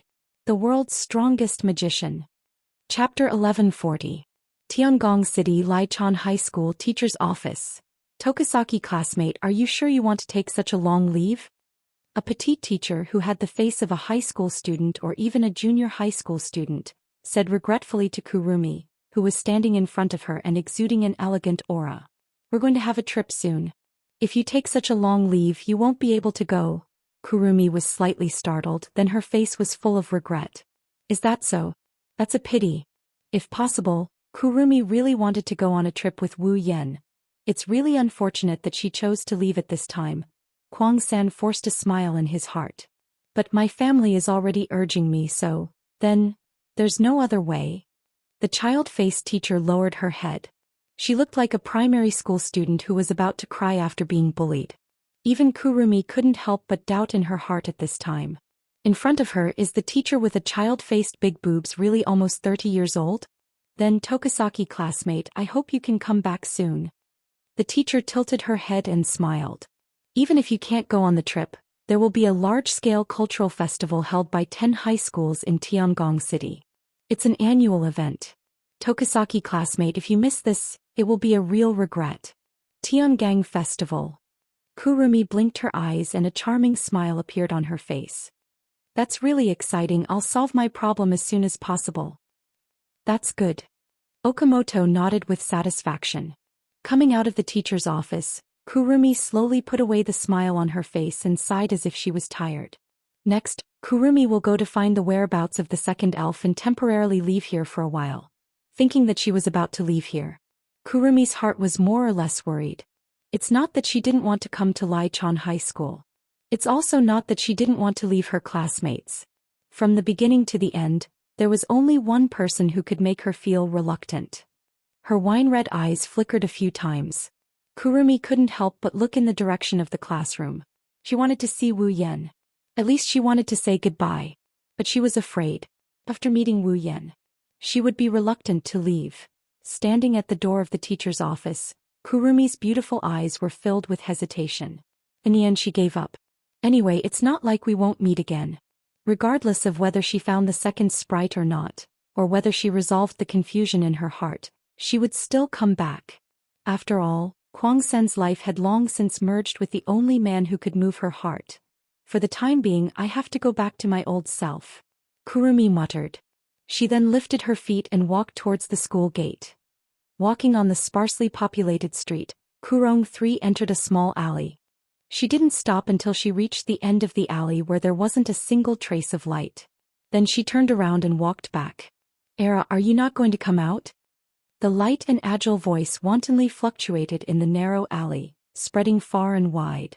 Not long after, it stopped and returned to silence. But Kurumi kept a smile on her face. She stared straight ahead as if someone was standing right in front of her. In fact, that's the truth. Not far in front of Kurumi, there's a figure standing there. No, figure isn't the right word. To be more precise, it's a blurry image. If Kotori was here, she would recognize it. Because it's the shadow that gave Kotori the spirit crystal 5 years ago, turning her into a sprite. Phantom. Squinting his eyes, Kuang San's smile rose again, looking ferocious and bloodthirsty. No one knew if Phantom could see Kurumi's expression. That blurry figure slightly shook. Then a strange voice reverberated in the air. It was hard to tell whether it was a man or a woman, high or low. It had an inconceivable feeling. It was impossible to tell if the voice belonged to a man or a woman, high or low. When did you find out? Kurumi raised an eyebrow, her only exposed eye curved into a crescent moon shape. The moment I came out of the office. Hearing Kuang San's words, the Phantom's blurry figure shook a few more times and spoke noisily. Then why didn't you inform your husband, Sama? I wanted to, but you would have left by then, right? Kurumi shrugged her shoulders. She looked at the Phantom with a bloody glint in her eyes. But I admire your courage. You know he's in Lai Chan Hai, yet you still came here. Do you think you're a match for him? I don't know if I'm a match for him, the Phantom said, but I know you need me. Kuang Sen's eyes narrowed. His body emitted a strong light that disappeared in a flash. When the light dimmed, a black and red spiritual equipment appeared on his body. Kurumi raised the gun in her hand and aimed at Phantom. Her golden eyes locked onto Phantom as she sneered. You don't think I'll betray him, do you? You won't. The Phantom paused for a moment. Someone as depraved as you will open your heart and accept someone? He. Kuang San giggled strangely. Her laughter made people's hair stand on end. You don't understand his gentleness at all. How would you know how important he is to me? Phantom fell silent when she heard that. Seeing Phantom go silent, Kurumi was bored. She put away the gun in her hand and turned around. Just as she was about to leave, Phantom opened her mouth to speak. You've gained enough time from him to achieve your goal, right? Kuang San's footsteps abruptly stopped. He froze on the spot and lowered his head. Every number on the angel of Kurumi, the engraving emperor, contained the ability to manipulate time. These abilities would consume Kurumi's time every time they were used. Only the bullet of 11 and the bullet of 12 were slightly different. These two bullets would consume the same amount of time as an elf's life. That was why Kurumi needed to absorb the time of humans to replenish her life. She wanted to get enough time to fire the bullet of 12 that could send her target back to the past. She wanted to return to 30 years ago and kill the first elf. Now, the time she gained from Wu Yan was enough for her to return to 30 years ago and support her in killing the original elf. In other words, as long as Kurumi was willing, she could fulfill her wish at any time. I don't know what your goal is, but I know you want to shoot the bullet of 12. Right? The Phantom's mocking voice entered Kurumi's ears. Don't you already have what you want? Why did you choose to stay by his side? Hearing Phantom's words, Kuang San slowly turned around and looked forward. A gentle smile quietly appeared on her face. Because he said he didn't want me to disappear. After saying this, Kurumi turned around again and walked out of the alley, brushing past Phantom's figure. You better be prepared the next time you appear in front of me. He really wants to see you. I'm sure he'll be happy if I capture you and give you to him as a gift. phantom, seemed to have turned around as well. Her blurry figure flashed and she looked at Kurumi who was walking away and suddenly said, "You're right. The second elf was imprisoned by the dem. Also, the dem has his eyes on the person in your heart." Kurumi turned around and looked at the phantom. However, the phantom was already gone. All that was left was an empty alley. Kurumi smiled. Her smile was both happy and bloody. Chapter 1141. Not coming back. Wu Yan frowned as he listened to Kotori's voice on the other end of the line. "What's wrong? Is there a problem with the negotiation?" "No, there's no problem with the negotiation. The display device and Kurumi's matter have been solved perfectly. They've already agreed to make the display device we need. They've also turned a blind eye to Kurumi's matter. It's going very smoothly." "That's good to hear." Wu Yan felt a weight lifted off his shoulders. The main reason he returned to the date battle world was to obtain the display device that he planned to use to strengthen the Misaka sisters' CR unit. If he couldn't complete this task, it would be a real headache. As for Kurumi, she already got enough time from him, so she doesn't need to attack anyone else. She shouldn't be able to cause any trouble, so Wu Yan isn't too worried about that. "Since everything is going well, why aren't you coming back?" Wu Yan tilted his head in confusion. "Don't tell me there's something troublesome and you want to take it all on yourself?" "It's a pity. Although I did plan to do so in the beginning, it was too late. But he didn't give me a chance." Kotori sighed with a hint of displeasure.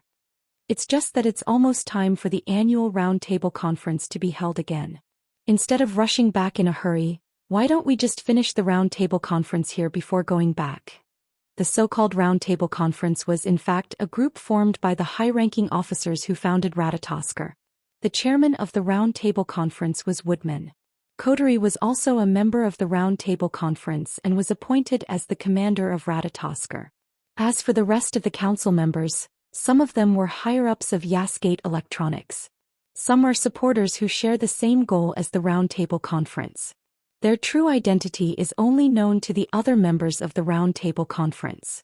However, to say that they had the same aspirations was nothing more than words. Kotori's displeasure could be heard from her tone. Some of the people in the Round Table Conference. In fact, she really hated it. This proves that some of the people in the Round Table Conference have bad intentions. However, on the surface, they were indeed supporting Ratatoskr's operation. In Ratatoskr, whether it was the display device needed for the elves or the operating funds, Ratatoskr didn't have much money. Kotori, as the commander of Ratatoskr, couldn't ignore the Round Table even if she hated this kind of person. Furthermore, while there were some who harbored evil intentions in the Round Table Conference, there were also some who truly advocated for saving the elves. No matter what, Kotori has to participate in the annual Round Table Conference. Wu Yan admired his sister. She was only a 15-year-old girl, yet she was able to become a council member and the commander of Ratatoskr at such a young age. In a way, Kotori was even better than Shokuhu Misaki. At the very least, Shokuhu Misaki's wisdom is mostly due to her ability to control others' minds. Kotori, on the other hand, relied on her own ability to walk down this path, so how could she not be admired? "I understand. I'll use the excuse that you're going to stay at your friend's house for a few days." Wu Yan nodded. "In a few days it's time to go on a study trip. Shiori is also worried about leaving you and Yoshino at home. Let Yoshino stay in Fraxinus for a few days. I'll tell Shiori that you brought Yoshino to your classmate's house." Let's do that." Kotori nodded in agreement. Then she remembered something and said, "I've put Shinzuki in charge of Ratatoskr. Contact him if you need anything." "Shinzuki?" Wu Yan scratched his cheeks. Can he do it?" "Don't worry. Don't look at him like that. When he gets serious he will give you a scare," Kotori said. Wu Yan couldn't help but shrug. She sounded like she's up to no good. Wu Yan had a few question marks in his head. He shrugged helplessly. "All right, I'll contact him if I need anything. Don't worry. We still have Shinzuki, Yatsuki and Lingyin." Kotori pursed her lips. "Even if something goes wrong, it'll be because of you." "Ahaha." Wu Yan chuckled awkwardly. "I'll take it that you're being arrogant. If there's nothing else, I'm hanging up." "I'm not joking. You need to be careful." Kotori's tone turned serious. "The higher-ups here have begun to take notice of you. Some of them even think that you are more dangerous than the elves. If you cause any trouble and those guys who only know how to talk big and are extremely afraid of death find out, it will be very troublesome. Is that so? Wu Yan raised an eyebrow and his lips curled into a grin. Well, you don't have to worry about that. When have you ever seen me suffer? That's right. That's why I'm worried. Kotori smiled bitterly. Anyways, you need to be careful. I feel like something's going to happen. I know. Wu Yan shook his head. I'll be careful. Just take care of yourself. All right. Kotori wasn't sure if Wu Yan took her advice seriously, so she shook her head. That's it then. If something urgent happens, just call this number. This is the emergency line. You're allowed to pick it up even during the roundtable conference. Right, that's it then. Leaving these words, he hung up the call. Looking at the phone in his hand, he narrowed his eyes as if deep in thought. Something's going to happen? Not sure if he thought of something good or not, Wu Yan had a playful look in his eyes. Something is going to happen. Shrugging his shoulders, he turned around and walked into the classroom. The moment he entered the classroom, a voice filled with excitement rang out. Shido. Toka sprinted towards Wu Yan and she started waving her arms and legs while yelling at Wu Yan. Sensei said she's going to assign rooms for a study trip. Shido, let's be a team. 10 Fragrance's crisp voice caused the classroom, which was still in a noisy state a second ago, to quiet down.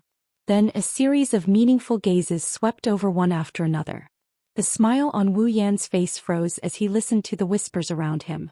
A drop of cold sweat dripped down from his forehead as he quickly rejected her with a righteous tone. No. 10 Fragrances puffed up her cheeks in dissatisfaction. Why? This. Wu Yan wiped the cold sweat off his forehead and smiled. Look, if you're in the same room as me, what about Shiori? She'll want to be in the same room as you. I see. Toka nodded in realization. Then she heard a calm voice. Don't worry. Tashichi Origami stood up from her seat and hugged Shiori, who was beside her. I'll be in the same group as Shiori. Sigh. This time, it was Shiori's turn to have a drop of sweat on his forehead. Shiori's face turned pale when she thought of the tragedy that happened when she went shopping with Tashichi Origami. I can't be alone with Origami. As such a thought flashed through her mind, Shirji called out to him. Then Toka, you can come too. It's decided then. Before Toka and Tashichi Origami could say anything, Wu Yan made the decision. At this moment, teacher Xiaozhu, who was standing on the podium, seemed to have thought of something and took out a piece of paper. Oh right, I almost forgot to tell everyone. The destination of this trip has changed. Huh. All of a sudden, the entire class's bewildered voices overlapped perfectly, reverberating in the air. There were only a few days left before the trip. If the destination was changed now, wouldn't all the preparation be wasted? Shori-sensei smiled as if she expected this. Don't worry, the destination is Homie Island. It's very close, so we don't need to prepare much. Hearing this, the classroom became noisy once again. No one noticed that Wu Yan, who was standing at the back of the classroom, had a small grin on his face.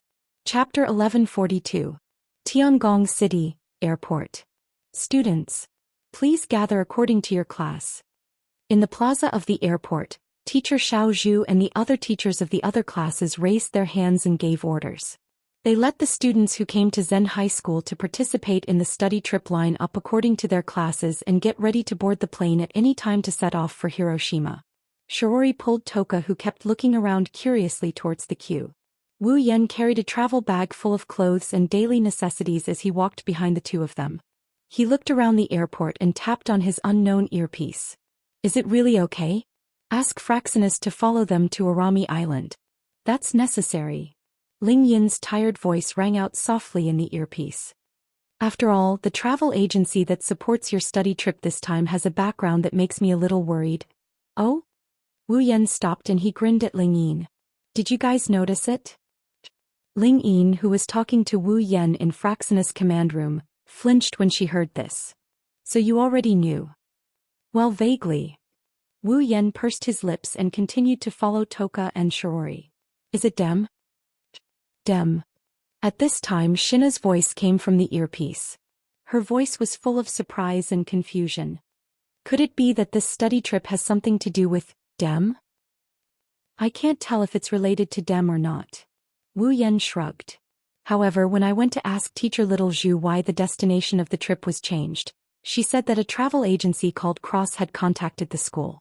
They said that they wanted to promote their company's tourism business and provided the expenses and location of the trip for free on the condition that the photos used in the promotional brochure were taken. Free. Yu's voice came from the command room. This is really generous. You can go on a study trip for free just by taking a few photos. No wonder Zhenhai changed their destination. But there was not the slightest bit of relief in Jin's voice. She spoke again. What does this have to do with Dem? Don't you know? Is that really? Wu Yan said in surprise. That travel agency called Cross or something is a subsidiary of Dem. A subsidiary of Dem? Jin Na and Yu both froze at the same time. It's already suspicious enough to provide the cost and location of the study trip for free, but it's still more or less reasonable. However, since the target is the property of that Dem, then, if it's to promote tourism, wouldn't it be better to choose a more famous place? I don't think Lichonhai is a famous school. As the target of the tourism promotion, it's not very likely that they would choose to come to Zhenhai School. Wu Yan added in a joking manner. Of course, it's also possible that there are other factors or it's a random selection. Maybe Lichon High School just happened to be selected. However, since it's a company under Dem, it's always necessary to be a little vigilant. You're right. Shina and Yu nodded. The Dem is a dangerous entity that targets elves. To Ratatosker, the Dem is an archenemy. Coincidentally, Toka is also in Lichon High School. Wu Yan was mistaken for an elf until now. Now that the Dem has a hand in some of Lichon High School's affairs, it's necessary to be on high alert. But I don't think we need Fraxinus to go with us to Japan, do we? Wu Yan said helplessly. Wouldn't that be making a big deal out of nothing? Just in case. Just in case.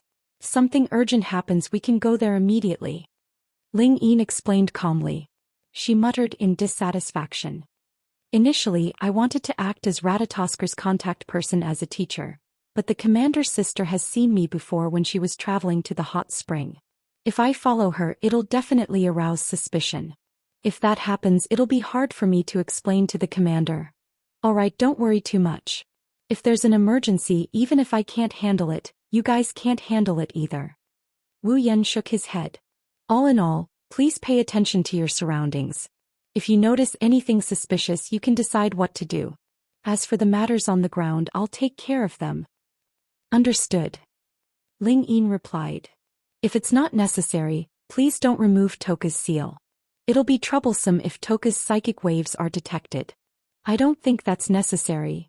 Wu Yan scratched his cheeks in an uncertain manner. I'll take care of it. Shina, you wait for orders in Fraxinus. Yes, sir. Shina and Yu answered in a strong voice. Wu Yan nodded in satisfaction. Then he remembered something. Oh right. Didn't Kodori say that Shinzuki is in charge of Ratatosker? Why didn't I hear his voice? He's lying on the commander's seat right now. Ling Yin said in an emotionless voice. He said he wants to use his body temperature to retain the commander's precious scent and warmth. Alright, pretend I didn't ask. 10 minutes later, the students of Lichon High School were all lined up neatly with bags in their hands. They were waiting to board the plane and head to the destination of their study trip, Hashima. Alright, students, please be quiet.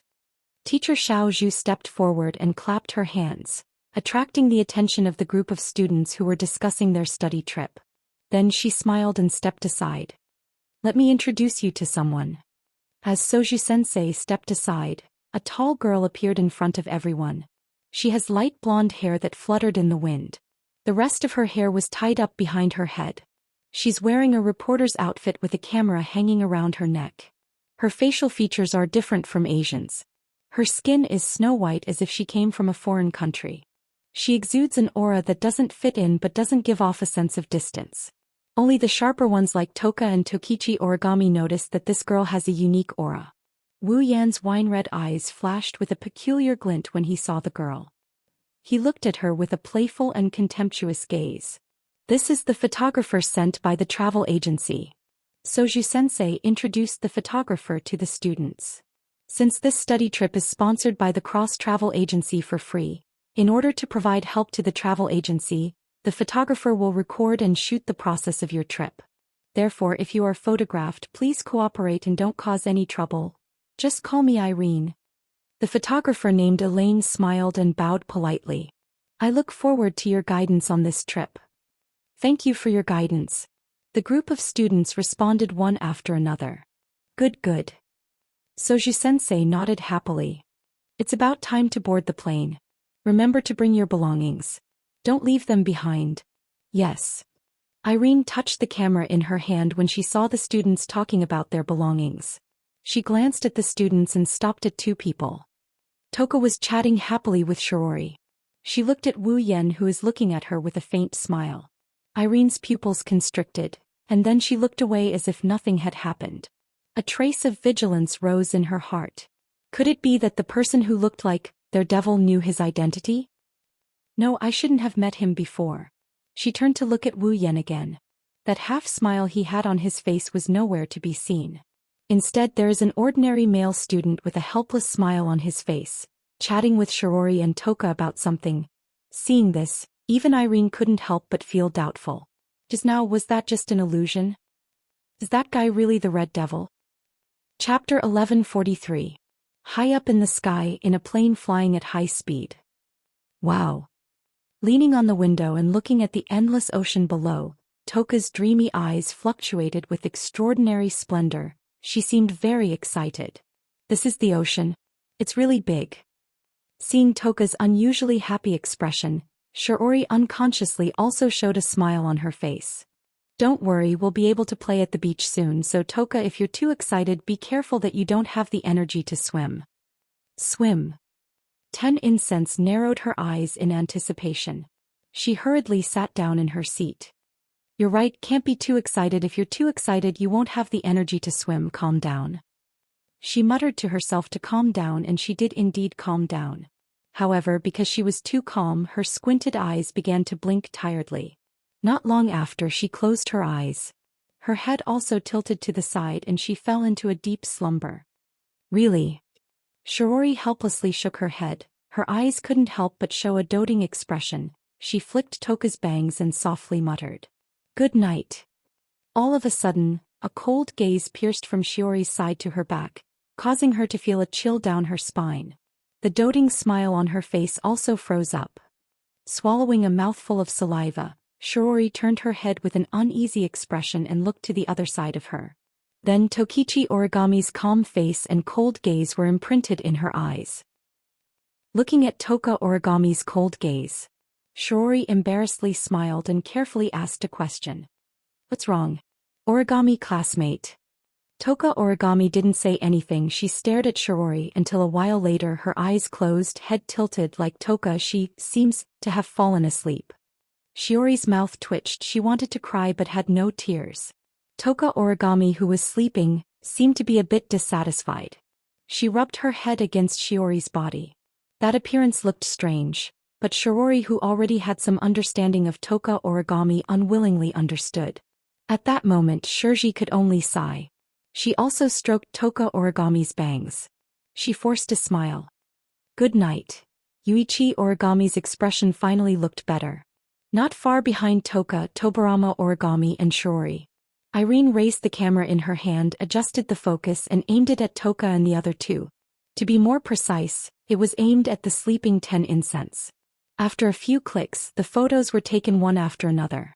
After pressing the shutter countless times, Irene put down the camera in her hand and stared at the sleeping Toka with a frown. This time, Irene's mission wasn't just to investigate 10 fragrances. She also had to investigate Wu Yan and Kurumi, who looked very similar to elves. However, since the beginning of her trip, she had seen 10 Incense in Wu Yan but not Kurumi. What's going on? Irene muttered to herself with a frown. Why don't I see Nightmare? As soon as she said this, a magnetic voice rang in Irene's ears. Nightmare? Who is that? Alarmed, Irene abruptly turned her head to look behind her. As she did so, a face with a mysterious smile entered her field of vision, causing her heart to skip a beat. Is there another foreigner on the plane like Miss Irene? Wu Yan blinked his eyes and he laughed in a weird manner. The foreigner with the name Nightmare sure has a personality. No? No. Irene tried to suppress her wildly beating heart. She tilted her head at Wu Yan in confusion. You are? Me. Wu Yan shrugged and smiled. Miss Irene, don't you know me? Someone took a photo of me just now. Irene's eyes trembled, she forced a smile. Is that so? I'm sorry, it's a job requirement. Ma, looks like being a photographer isn't easy after all. Wu Yan looked at Irene straight in the eye. He pointed at the seat beside him as if he's trying to strike up a conversation with Irene. Can I sit here? Hearing this, Irene subconsciously wanted to refuse, but when she thought that it would be easier to observe, she nodded her head. Of course. Thank you very much. Wu Yan bowed like a noble. He sat down beside Irene and he handed her one of the 2 bottles of drinks he's been holding. If you don't mind, please have this tea, thank you. Irene took the drink from Wu Yan's hand with an unnatural expression. She didn't open it, she just held it in her hand. Most girls wouldn't eat or drink anything given to them by a guy they met for the first time. After all, she didn't know if the guy was up to no good. As for Irene, apart from this reason, there was also another reason. The one who gave her the drink was most likely an elf. Under such circumstances, how could he possibly drink a drink from the other party? Wu Yan didn't notice this, but he opened his drink and took a sip. He looked straight ahead and suddenly spoke. Isn't Toka cute? She didn't expect Wu Yan to say something like that. She asked out of reflex. Why do you ask? Isn't it? Wu Yan looked at Irene in surprise. Miss Irene, haven't you been taking pictures of Toka? Isn't it because she's cute? Irene's heart almost skipped a beat. Her originally unnatural expression became even more unnatural. She nodded perfunctorily in a slightly flustered state. Well, that's true. Isn't that a little too perfunctory? Wu Yan bitterly smiled as he took a sip of his drink. Then he leaned back in his chair. Miss Irene, you've been taking pictures of me and Toka since we got on the plane. I thought you took a fancy to us and wanted to use our pictures as the cover of the travel agency's brochure. Hearing this, Irene's grip on the camera tightened. Even her breathing quickened a little as she forced a smile. I'm sorry. You and that lady have a unique temperament, so I couldn't help but take a few more pictures. Did I cause you trouble? Trouble? What a nuisance. Wu Yan tapped the cold surface of the can with his finger and chuckled. Of course it's not troublesome to take pictures now. But if you take them back, we'll be in trouble. Irene's eyes wavered, her smile became more and more feeble. It's just for the travel agency's brochure. It won't cause you any trouble.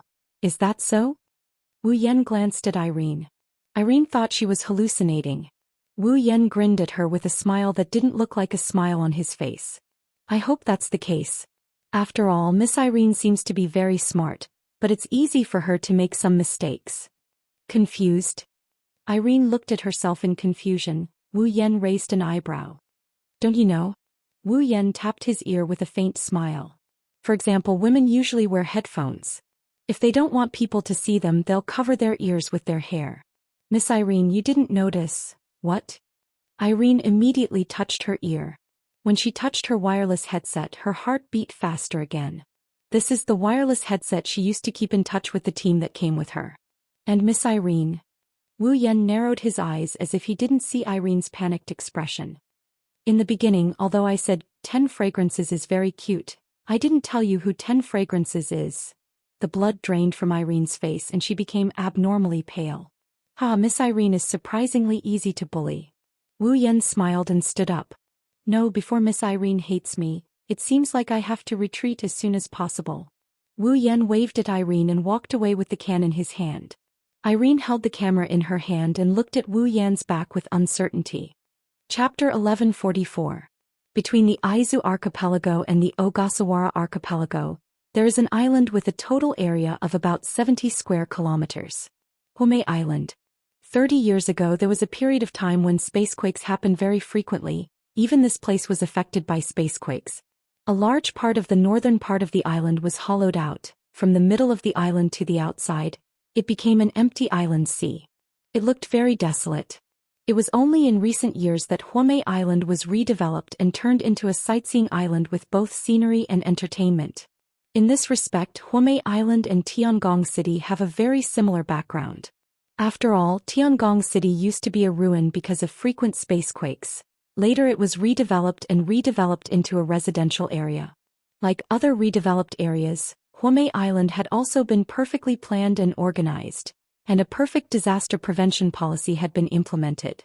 In terms of measures to deal with space earthquakes, it might be a little weaker than Tiangong City, but it was not much weaker.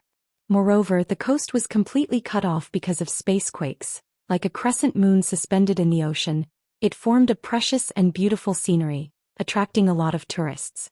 Whether local or foreign, people came to Huomei Island for sightseeing almost every day. Perhaps it was a little disrespectful to the victims who had lost their lives because of the spacequake. But in fact, Huomei Island did have the opportunity to gradually become prosperous and become a tourist attraction because of spacequakes. And the free study trip sponsored by Cross Travel Agency is the destination of this island. The plane carrying the students and teachers of Lichon High School gradually landed on the crescent-shaped island. It didn't stop until it arrived at an airport. Not long after, the preparations to get off the plane were quickly completed. One by one, students in uniforms and teachers in casual clothes got off the plane and stood in the airport. They looked around. There was a bit of excitement on their faces.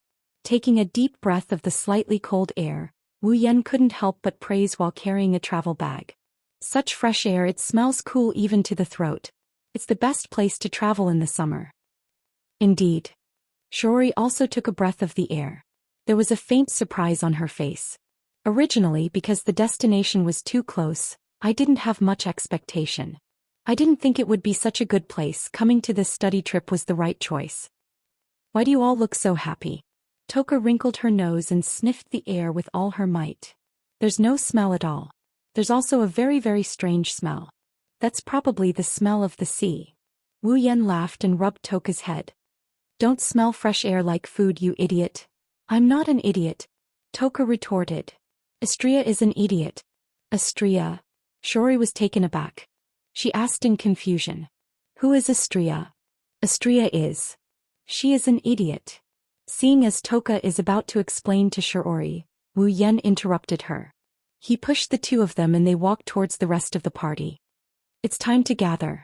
Hurry up. I know, don't push me, HKA. Don't be so calculative. Let's go quickly, seriously. While the three of them were pushing and shoving each other, Irene got off the plane. She looked at Wu Yan and Toka as she pressed down on one of her ears. At the same time, in the sky above Huomei Island, the clouds that were gathered together suddenly flowed to the sides as if they were cut open by something.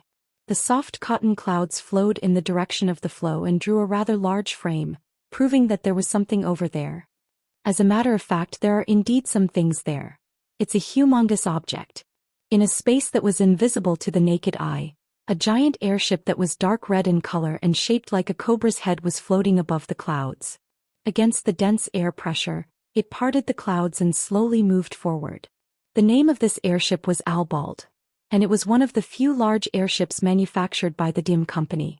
In order to support Irene and help her capture the elves at any time, Westcott didn't hesitate to send out this airship and let it listen to Irene's orders. Once Irene confirmed that the target was the elves, then this Albard would launch a fierce attack on Orami Island.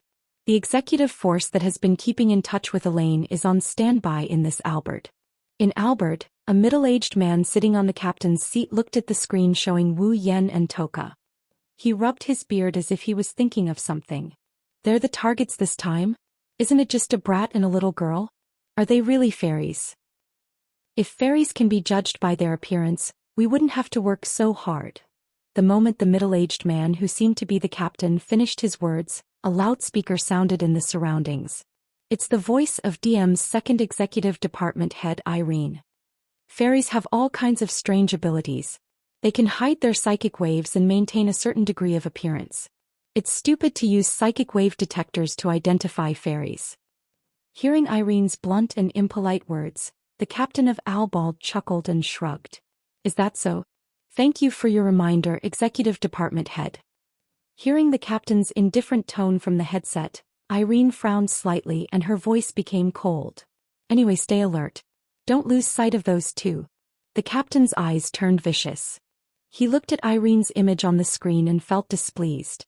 As the world's strongest magician, Irene's strength is unimaginable. However, the captain is very displeased with Irene. He hasn't seen Irene's strength with his own eyes. Just the fact that he has to obey the orders of a little girl who is old enough to be his daughter is enough to make him feel displeased. That's why he's always treated Irene's orders with a perfunctory attitude. Of course, to avoid being punished for failing the mission, the captain won't let his emotions control him. He'll still carry out the orders he needs to carry out. For example, now. Then what should we do? Yes. That's right. Irene pondered for a moment before issuing the order. First, cut off the radio signal on Homey Island. At least make sure no one can stop us. Understood. The captain nodded expressionlessly. He waved at the crew below. Activate the hindrance domain. Cut off the radio signal. Yes, sir. A series of overlapping responses echoed in the air. Then, below the captain's seat, a group of Albert's crew members began to operate the computer. After a while, a thin layer of fog-like barrier shrouded the entire island. It was hidden in the void and no one could see it. Island's overall area is 70 square kilometers. It's able to activate the domain on the entire island. The scale alone is incomparable to AST. With this hindrance domain, other than Irene's special communication device, all communication between the island and outside will be cut off. In other words, no matter what happens on the island, AST won't be able to detect anything even if there's a space quake. Homey Island will become a place where the Dem can do whatever they want. The hindrance domain has been activated. The radio signal has been cut off. The captain reported word by word and casually suggested, "Do we need to send out the Bandersnatch?" Hearing this, Irene fell silent for a moment before speaking in a deep voice. "Have all the Bandersnatch on standby on Homey Island." "What?" The captain, who was just casually saying it, couldn't help but be shocked. "All the Bandersnatch?" "Don't doubt your ears." Irene looked up at Wu Yan's receding figure. Her lips curled into an ugly smile. "If I don't do this, I won't feel at ease." Chapter 1145. Fraxinus is in the sky above Komei Island. Captain. Standing on the edge of the command platform, Zhen Na kept shouting into the communication device in front of him. This scene had been going on for more than 10 minutes. However, no matter how loud she shouted, Wu Yan's voice didn't come out of the loudspeaker. She frowned as she looked at Ling Yin and Yi Yu. She sighed and shook her head. "It's still not working. I can't contact the captain. The radio signal doesn't seem to be able to reach Hume Island." Ling Yin answered calmly as she operated a sophisticated instrument. "Looks like someone is interfering with the radio signal transmission on Komei Island." "Someone?" Yi was slightly taken aback. Then her eyes narrowed. "Is it Dem?" "Dem." Hearing the name of the organization he used to belong to, Shina's face showed some disgust, but he still nodded. "Indeed, other than Dem, I can't think of anyone else who has the ability to interfere with Ratatosker's radio signal." Vice Commander Shinzuki. Night Moon turned around and looked at Kyuhei, who was still rubbing his head against the commander's desk. She hesitated for a moment and asked, "What should we do?" "Well, if it's the commander's brother, then we'll be fine. Even without our support, they would still be more active and safe than anyone else." Kanazuki Kyuhei said nonchalantly. Many of Ratatosker's members were speechless. Shina Yu and Ling Yin were the only ones who noticed that Shinzuki Kyuhei's careless and unreliable words were the most accurate analysis of the situation. The three of them looked at each other. "You asked Shinzuki Kyuhei again. Are we just going to wait here?" "Well." Shinzuki Kyuhei rubbed his chin and muttered. "The commander's brother is strong. He doesn't need our support. However, the commander's sister and Toka are still on Homei Island. No matter how strong the commander's brother is, the two of them might be exposed to danger." Hearing this, the three of them were convinced that Kanazuki Kyuhei was not someone to be judged by his appearance. As such, their faces were all tense. "Deputy Commander Shinwue." Night Moon nodded. "Please give the order." Hearing this, Shinwue stood up respectfully and waved his hand. It was only then that he looked like a deputy commander. "Switch the mode of the radio signal. Try to bypass the signal blockage. Compress all the radio waves into one line. Target Itoshido's wireless circuit." "Yes, Miss Koyu." After giving the order, Kanazuki Kuhei returned to his casual self. He said to Shina, "Just in case, please go to Hiroshima Island and secretly protect Toka and the commander's sister." "That's exactly what I want." Shina smiled and jumped off the platform, running outside. Kanazuki Kuhei groaned in disgust after Shina left. He slumped on the platform and rubbed his face against Kotori's seat. "Originally, I wanted to directly remove the invisible camouflage and let the Dem notice us. Then we would have a big battle. This way when the commander comes back he will definitely punish me severely. How happy would that be?" The members of Ratatosker who were impressed by Kanazuki Kuhei's quick and decisive orders were now sweating profusely. They no longer expected anything from Kanazuki Kuhei. At the same time on Home Island, using the surrounding buildings and trees as cover, Irene reported her whereabouts and gave some orders through her earpiece. She kept her eyes on Wu Yan, Toka, and Shiori who were chatting and laughing as they walked away. She carefully moved her feet. At this moment, the students of Raichon High School are being guided by the teachers towards the information center of Himejima. Maybe it's because they didn't get to go sightseeing so the students are a bit listless. Only Toka, who is walking at the back of the group, is looking around curiously, causing Wu Yan and Shiori to be full of smiles as well. When they were about to arrive at the archive, Wu Yan, who was walking at the back of the group, suddenly stopped. He said something to Shiori and Toka. After the two girls nodded, he smiled and waved his hand. Then he walked towards the forest. Seeing this, Irene was shocked. She glanced at Toka, who was following the group, and then looked at Wu Yan, who walked into the forest. She hesitated for a moment before speaking into her earpiece. "Albald, you guys are in charge of monitoring the girl who is suspected to be Princess. I'll follow the boy who is suspected to be Red Devil." "Yes, Executive Director." Irene nodded heavily. She tightened her grip on her camera and moved her feet. She followed Wu Yan from afar and walked towards the forest. In a corner of Home Island, there was a forest that wasn't big but it wasn't small either. It surrounded the area with the most people and was distributed in an irregular circle. This forest was one of the scenic spots on Home Island. Although it wasn't famous, it attracted the attention of some tourists due to the rare species of trees that could occasionally be found here. As for the forest itself, it wasn't very dense. In fact, it was a little sparse. Of course, the sparse trees were only relative to other forests. For ordinary people, this forest was enough to be a good place to play hide and seek. Therefore, Irene couldn't help but boldly pull a distance away from Wu Yan. She used the surrounding trees to hide herself and followed behind Wu Yan unhurriedly. In front of her, Wu Yan passed through one tree after another. He didn't admire the rare species of trees, nor did he pay attention to the surrounding scenic spots. He walked as if he had no destination at all. Seeing this scene, Irene's heart was filled with doubts. However, she still followed closely behind Wu Yan. Just like now, there was no outsider present. It was very likely that Red Devil would reveal a circle. At that time, Irene would be able to confirm that Wu Yan was an elf. Just as Irene was thinking about this, Wu Yan suddenly stopped in front of her. The voice that disturbed Irene's mood on the plain echoed in the empty forest. "I don't know how long it will take me to walk like this. Let's stop here." As if talking to himself, Wu Yan turned around. His wine-red eyes stared straight at Irene. A playful smile tugged at the corner of his mouth. "Still not planning to come out?" "Yes, Irene. I've been discovered." Hiding behind a tree, Irene's heart suddenly trembled. She saw the smile on Wu Yan's face and her palms involuntarily sweated. She took a deep breath and suppressed her emotions. She walked out and stared straight at Wu Yan. "You discovered me long ago. That's why you deliberately walked into the forest, right?" "If you insist on an explanation." Wu Yan shrugged. "Well, that's the general situation. Is that so?" Irene's expression turned cold.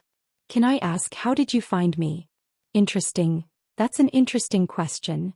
Wu Yan couldn't help but chuckle. "Miss Irene, I was right when I said you're a little muddle-headed." Crossing his arms in front of his chest, Wu Yan laughed as he explained. "I already pointed out a few of your flaws on the plane. These flaws are more than enough to prove that you're not a normal photographer. You also have other motives. Do you really think I wouldn't do something to you?" Irene abruptly raised her head. "What did you do to me?" "Well, don't be nervous." Wu Yan smirked. "It's just a little detection magic that allows me to sense your location.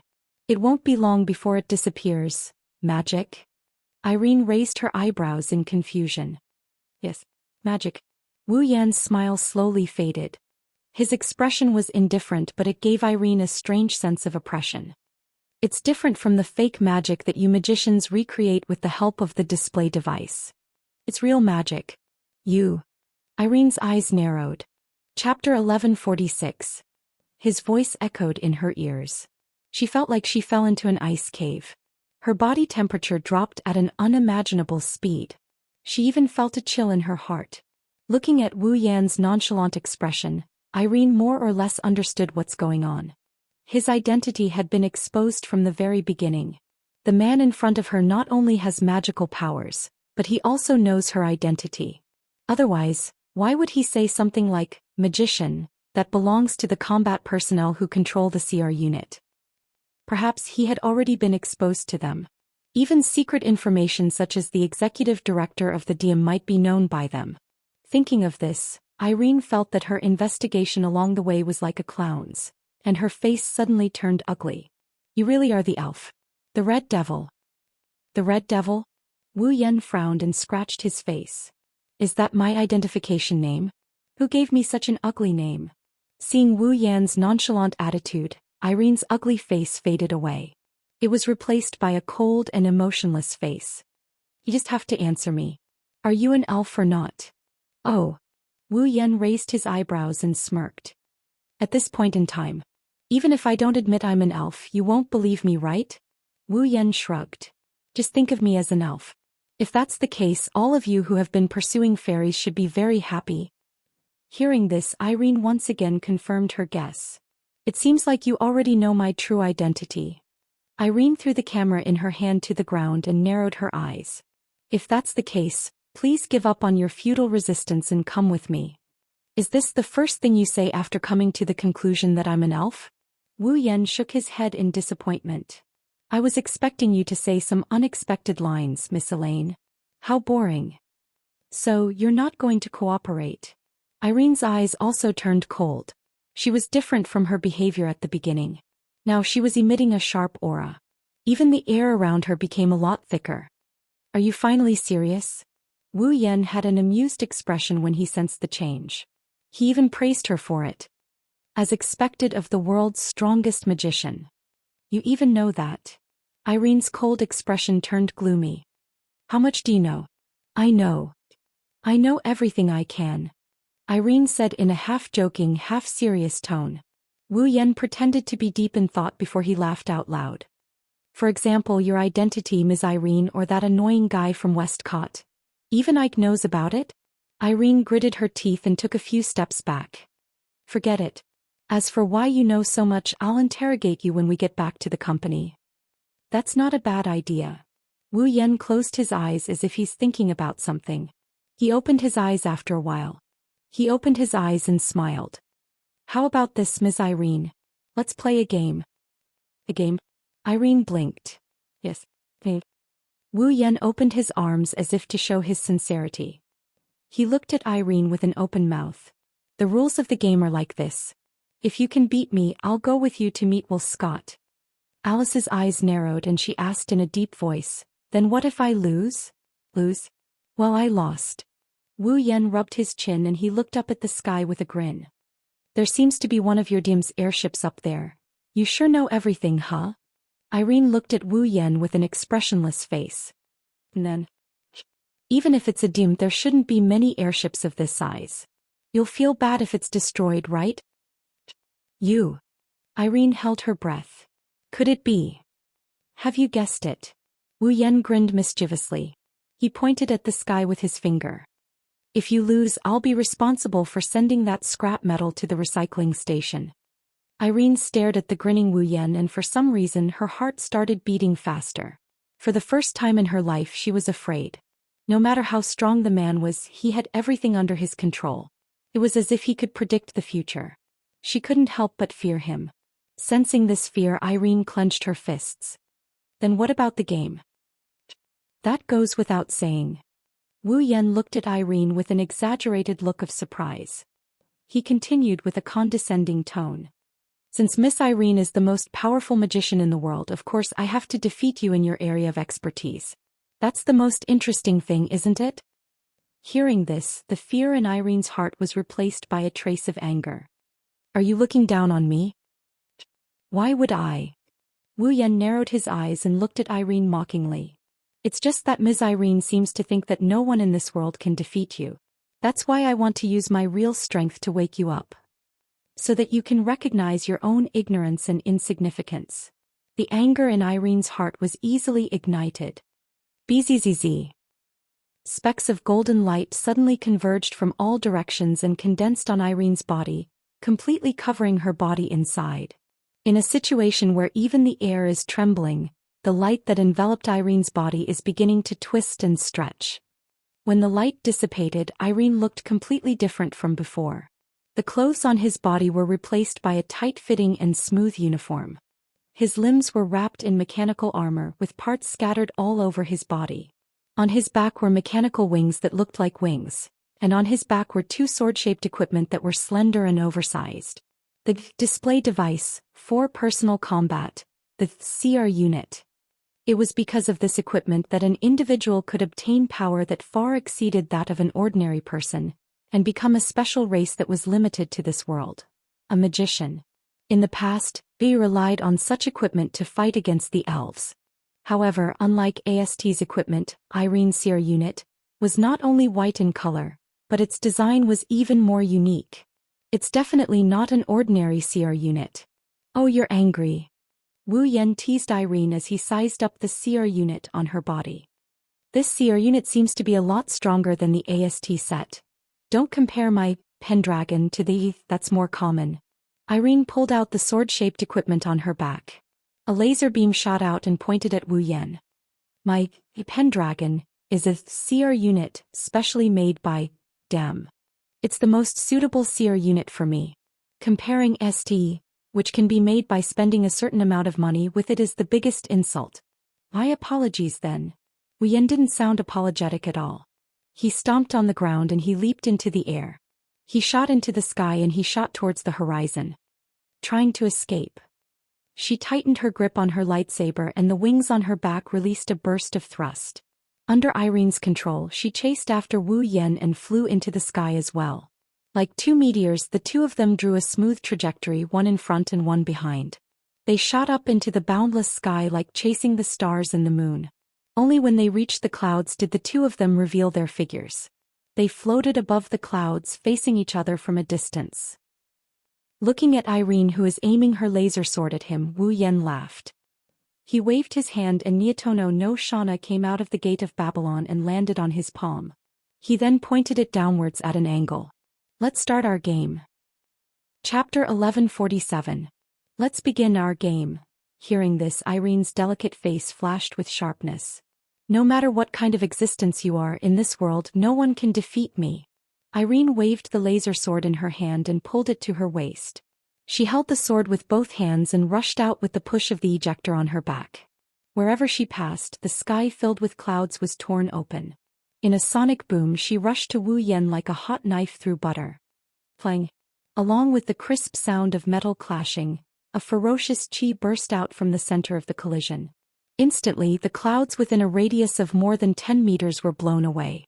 It was as if something had exploded here, leaving a hole in the sky. Quite the strength. Wu Yan held Niandan Shana and looked up at the laser sword that was less than 10 centimeters away from his head. He gritted his teeth and swung Niandan Shana with all his might. Clang! The nimble blade landed heavily on the laser lightsaber. Immediately after, a ferocious force that no one could match was unleashed on the laser lightsaber. In terms of body size, Niandan Shana was the weaker one, but the laser lightsaber in Irene's hand was almost cut in half. It wasn't that Niandan Shana didn't have the ability to cut the laser sword. Before it could be chopped apart, the laser sword, together with Irene herself, was blasted away by the force of a mountain. Irene once again tore apart the clouds in her path. It wasn't until she flew out a few hundred meters that she had the strength to adjust her body. With the push of the ejector on her back, she once again floated in the air. Her hand holding the sword couldn't stop trembling. She looked at Wu Yan with eyes filled with shock. Irene's special CR unit, Pendragon, Although it wasn't developed in terms of strength, it could still block the charge of any elf. It could even barely block the charge of an airship. But even so, his opponent was Wu Yan. He was still at an absolute disadvantage and his laser lightsaber was almost cut in half. How could that elf be so strong? How could Irene know that she was a true ancestor? Wu Yan's physical strength was above that of ordinary demons, coupled with the purification and strengthening of the magical pond water. He had already reached a level where even the beastmen who excelled in physical strength could not match him. The power she had seen was but a drop in the ocean. What's wrong? Game over? Wu Yan's mocking voice echoed clearly in her ears as he looked at Irene, who was a few hundred meters away. If this is the strength of the world's most powerful magician, then I'm sure you'll be able to defeat him. That would be too disappointing. I'll make you regret saying that. Irene's face turned cold and with a low shout the laser lightsaber in her hand vibrated, and then traces of golden arcs flashed like electric arcs, and in the sizzling sound, a rich and strange energy burst out. Wu Yan furrowed his brow and mumbled when he felt the vast amount of energy coming at him. That's magic power? That's right, the energy flashing on Irene's laser lightsaber was the unique energy source used to power the display device, in this world. Magic power. Ah. With a shout, Irene held the laser lightsaber in her hand, and her whole body was wrapped in the airflow that erupted from the ejector. With an oppressive wind, she suddenly flew out and stabbed fiercely at Wu Yan. She didn't learn to be obedient? This thought flashed through Wu Yan's mind, and then he slowly raised the Neen Temple Shana in his hand and blocked the path of the laser lightsaber. The next moment the laser lightsaber and the Neen Temple Shana suddenly collided. Bang! In the midst of the explosion the clouds in the sky dissipated inch by inch, blown away one by one. Ding! The tip of the laser lightsaber suddenly touched the blade of the Neen Temple Shana, and a violent shockwave swept out in all directions, and Irene's attack was still ineffective. But Wu Yan's expression changed slightly. That was because the golden electric arcs flashing on the laser lightsaber suddenly burst out and collided with the Neen Temple Shana. There was not much force behind it, but there was an indescribable repulsive force, and it knocked the Neen Temple Shana to the side. A faint smile appeared on Irene's face, but she did not hold back at all. She pulled the laser lightsaber back again, and in 1/100th of a second she stabbed fiercely at the same position of the Neen Temple Shana that was slanting downwards. Ding!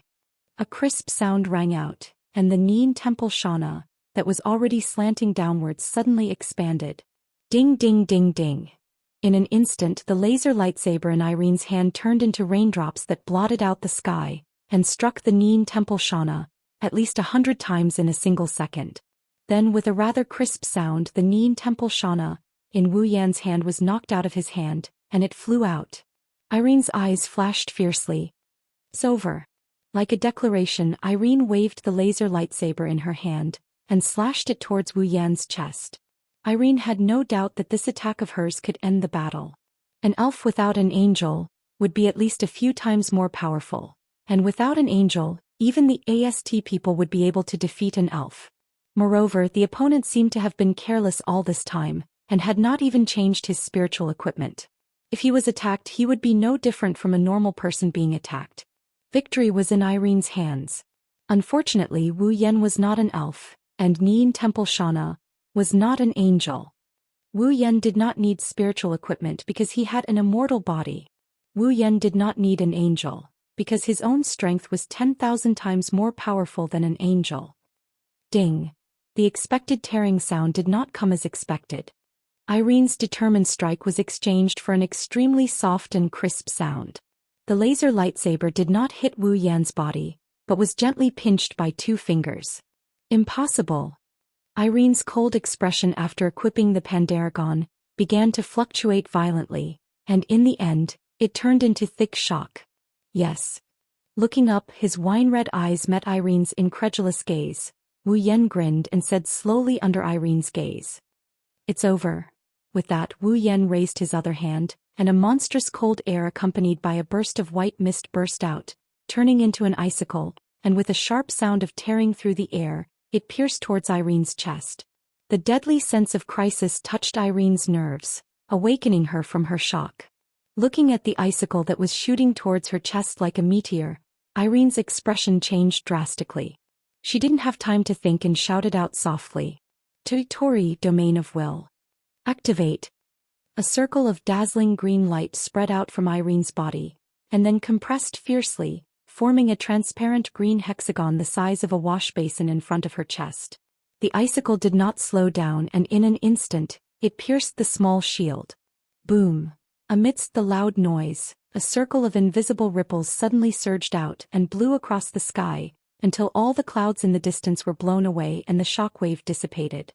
Irene clenched her teeth, the territory in front of her rippled violently, and the icicle was like a spinning drill bit, and at the same time, it pierced the territory in front of her, causing the territory in front of her to ripple violently. Seeing this scene, half of Irene's heart has already turned cold. Her territory in front of her is the strongest magician in the world. Even with this, she still can't block the attack of the elf who lost her angel? This elf, this man, who the hell is he? You really know how to put up a meaningless resistance, the world's strongest magician. Seeing the stalemate between the icicle and the territory in front of him, Wu Yan pursed his lips, and with a clench of his hand, a huge icicle at least twice as thick as the icicle in front of him is formed in his hand. Well then, let me thoroughly crush your laughable arrogance. Asterisk swoosh. Asterisk Irene's face turned deathly pale. Chapter 1148. After a brief exchange, Wu Yan had a rough idea of how strong Irene's Pandaragon was. Peak of rank 8. A true peak of rank 8. She's stronger than Kotori, Kurumi, Toka, Yoshino, and even Meijio. Wu Yan finally understood why Irene was so confident in her own strength. She did have the strength to defeat and even kill an elf. If Wu Yan didn't come to this world and Kotori, Kurumi, Toka, and Yoshino didn't become Wu Yan's summons, they wouldn't be Irene's match in a one-on-one duel. The world's strongest magician? An existence that no one can defeat. Indeed, Irene has the right to have that title and the right to say those words. But that was in the past. Now, let alone Kotori and Toka who reached rank 9. Even Kurumi, who's also at peak rank 8, can easily defeat Irene. In terms of strength, Kurumi and Irene are on par. But Kurumi's carving emperor ability is too heaven-defying. Plus, they don't have to worry about time anymore, so defeating Irene isn't too difficult. Even the weakest of them, the 4 Bakunas after summoning an angel, would have the same strength as Irene. Because of Wu Yan, this variable Irene. In this world, it was no longer the era where Alice was called the strongest. Of course. Maybe there's someone Wu Yan doesn't know who can defeat Irene, but at least for now the strongest in this world is Wu Yan. Wu Yan looked at the pale-faced Irene while holding the icicle. His wine-red eyes turned cold. With a wave of his hand, the thick icicle turned into a raging steel drill. It pierced through the air with a sharp explosion and pierced into Irene's domain of will. Clang! Irene's territory seemed to have been thrown into a giant lake. A loud sound of collision rang out as if she had stabbed into some kind of hard steel. A ripple that couldn't be controlled no matter how hard he tried. Humph. The pale-faced Irene groaned. Her delicate body trembled as if she was struck by lightning. Her originally pale face turned paler and paler until there wasn't any color left in it. Unlike the display device that controls the display device, the CR unit, used for personal combat, uses the user's brain to control the display device and magic power. Therefore, in a state of extreme overload, in order to support the territory, Irene's brain was beginning to be overwhelmed. The corners of her mouth and nostrils were all over her body. Even the corners of his eyes were bleeding, making him look a little ferocious. Bang! Finally, even the world's strongest magicians, Tursun Tori, couldn't withstand the attack of the 2 super-strong icicles.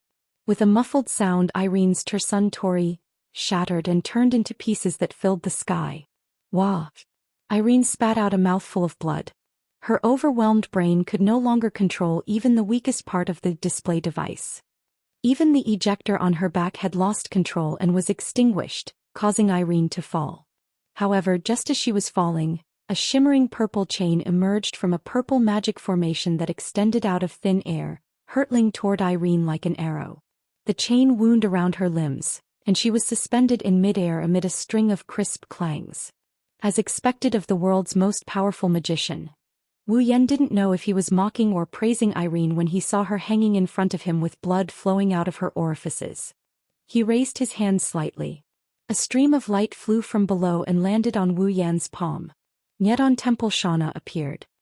Although I was careless, it's no wonder you keep saying world's most powerful, when you can send my Nyedon Temple Shauna flying. Wu Yan asked Shauna to return to the gate of Babylon, and glanced at Irene. But that's it. It's over. Our game, tied up. Irene struggled to raise her head. She stared at Wu Yan with eyes full of blood and tears. Her eyes are empty. Bible. I'm the world's most powerful magician. I can't possibly lose to an elf. Perhaps you were once the world's most powerful. Wu Yan shook his head. But now, in this world, although the number of people who can defeat you is less than 5, there are indeed some. You're no longer the world's most powerful. I'm no longer the world's most powerful. Irene shuddered and shook her head as if she couldn't accept it. Bible. I'm the world's most powerful. Wu Yan looked at Irene sympathetically before he snickered. Looks like dem people like to be immersed in their own sweet dreams. Whether it's treating elves as prey or using unscrupulous means to achieve their goals, how disgusting. Wu Yan raised his hand and opened his palm. Traces of mana surged out and formed a magic formation the size of his palm. Then at least let me free you. The magic array spun madly, carrying dense mana as it revolved. An attack containing a frightening wave of energy rolled out from the magic array. Just as the attack was about to erupt, Wu Yan's eyes narrowed. The hand holding the magic formation suddenly moved to his side and raised above his head. Whoosh. Almost at the same time Wu Yan moved his hand above his head, an oppressive sound broke through the air. A huge beam of light fell from the sky and landed on the magic formation. Boom! With a muffled sound, the beam of light collided with the magic array at 0 distance, instantly stirring up a violent shockwave and spark-like light spots, fiercely bursting forth. The sudden pillar of light startled Irene, who was waiting for her death. She looked up as if she recalled something. Wu Yan snorted and he tightened his grip on the magic formation. The magic formation expanded until it was as wide as the pillar of light. Then it exploded against the pillar of light. Boom! Amidst the roar, the magic array detonated the beam of light. Both of them turned into shockwaves, sweeping out in all directions with the aftermath of the collision. If this had happened on the ground, the shockwaves would have been enough to dig out a small piece of the ground. Wu Yan raised his head and followed Irene's gaze. Then an airship with the head of a cobra came into view. Impossible! In Albald, the captain and the crew shouted in unison. Their eyes were filled with disbelief. The mana-condensing main cannon just now was fired using the maximum amount of mana generated by the entire airship. If the target had been changed to Kamui Island, the entire island might have been destroyed. But such an attack it was blocked by an elf. Unscathed, Albald's captain took a few steps back with a blank expression. He looked at Wu Yan's figure on the big screen. His eyes were filled with fear. Is this the power of an elf? Captain. Suddenly, a crew member's horrified voice echoed throughout the airship. Because on the big screen, the elf that everyone was afraid of was facing their direction and opening her hand again. In her hand, 2 dark red magic formations with a diameter of about 2 meters overlapped. With the overlapped area as the center, the space around the magic formations began to crack inch by inch. In the next second, a white beam of light comparable to the mana-condensing main cannon shot out from the cracked magic formation under the watchful eyes of everyone in Albald. On the screen, all the images were filled with intense white light. Like a meteor blooming in the sky, the white beam of light cut through space and even time, hitting a crimson airship in the sky and destroying everything in its path. Boom! Under the attack of the white beam of light, the dark red airship exploded in the sky. Chapter 1149. Dazzling light enveloped the entire place. The white light shot straight into the clouds and into the boundless sky. By the time the white light disappeared, Albald had already exploded. Amidst the flames and dust, it turned into fragments that filled the sky and slowly fell to the ground. If anyone was paying attention to these falling fragments, they would clearly see that during the process of falling, the crimson cobra head-shaped fragments of the airship trembled for a moment, then turned into feathers that emitted a soft white glow. Witnessing the entire process of Albald's death, Irene's pupils shrunk to the size of a needle before continuing to shrink. Looking at Wu Yan, who retrieved the dark red overlapping magic formation as if he did something insignificant, Irene fell into a daze. He destroyed the airship with just one hit. Hearing Irene's dry voice, Wu Yan glanced at her and curled his lips. The Sigh of the Dragon King, launched from the St. George's Sanctuary, had the power to kill a dragon, let alone destroy an airship. It's good too. I don't have to look for it myself. Wu Yan shrugged and chuckled. Then I'll accept the game's reward. You? Irene's breathing quickened, her body began to struggle. Her brain finally regained the ability to control the CR unit again. Under Irene's control, the Pandaragon's wing propellers shot up, creating waves of turbulence. Unfortunately, it's not an ordinary chain that binds Irene. It's the lock of discipline. With Irene's ability, she wouldn't be able to break free even if she was at her peak, let alone in her half-crippled state. With the push of the ejector on her back, her body was shaking violently, even the discipline lock was shaking. It seemed like it would break at any moment, but no matter how hard she tried, the lock would not budge. No matter how hard Irene tried, the lock of discipline was only shaking.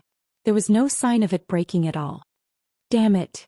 Feeling the pain in her limbs from struggling, Irene couldn't help but feel despair in her heart when the lock of discipline didn't change at all. Am I going to die here today? Irene's eyes were filled with unwillingness and gloominess. Wu Yan shook his head with a smile. Looks like even the strongest magician in the world is afraid. He's also afraid of death. At this moment, whoosh, a faint wind whistled from the scene. It was getting louder and louder. Until now, the sky was clear due to the battle between Wu Yan and Irene. As the wind grew louder and louder, a thick layer of clouds floated in the sky. It wasn't white clouds, it was gray clouds. Sensing something amiss, Wu Yan and Irene stopped what they were doing. They looked around and what they saw stunned them. What is going on? Irene forgot to struggle, confusion was written all over her face. Wu Yan frowned when he saw the dark clouds covering the area like a tidal wave. Suddenly, the gray clouds began to spin, forming a huge whirlpool. The whirlpool spun at an extremely slow speed. At this moment, the sky and the dark clouds seemed to have been sucked in by an invisible giant hand, and were stirred up violently. The spinning speed became faster and faster, and in the end the dark clouds in the sky formed a cloud vortex at a speed and scale that defied common sense and spun rapidly. Then the surrounding scenery began to change at an alarming speed. The clear sky turned into dark clouds. It was like the gloominess before a storm. The calm and tranquil world suddenly turned into a typhoon with strong winds. The calm water surface turned into turbulent waves that crashed in all directions. In less than a minute, the world seemed to have been cursed by something and changed abruptly. Even a normal person would think that something is wrong with this change, let alone Wu Yan and Irene. This is. Reacting from the sudden change, the two of them actually looked at each other and both of them became suspicious. Crackle. While the two of them were still in a baffled state, a wave of thunderous sounds swept out in all directions from the distant horizon. It resounded throughout the world and attracted the attention of the two people present. When the two of them turned their heads to look, the scene of two thunderbolts colliding with each other was imprinted into their eyes. If one were to observe carefully, they would discover that there were two human figures in front of the two clashing thunderbolts. Are those elves? Irene was stunned for a moment before she cried out in surprise. Could it be a berserker? Berserker? Wu Yan couldn't help but look at the two lightning bolts. His wine-red eyes flickered for a moment before he remembered. In the original work, there were two elves who would appear at this time. Captain. Almost at the same time, Wu Yan's earpiece rang with a voice that woke him up. This voice. Is it you? Captain. I finally got in touch with you. On the other side, Yu's voice sounded surprised, but it quickly turned serious. Captain, where are you now? There was a riot on Komiai Island. Riot? Wu Yan paused for a second before pressing his earpiece. What happened? It's the DM's battle robot unit Bandersnatch. You reported concisely.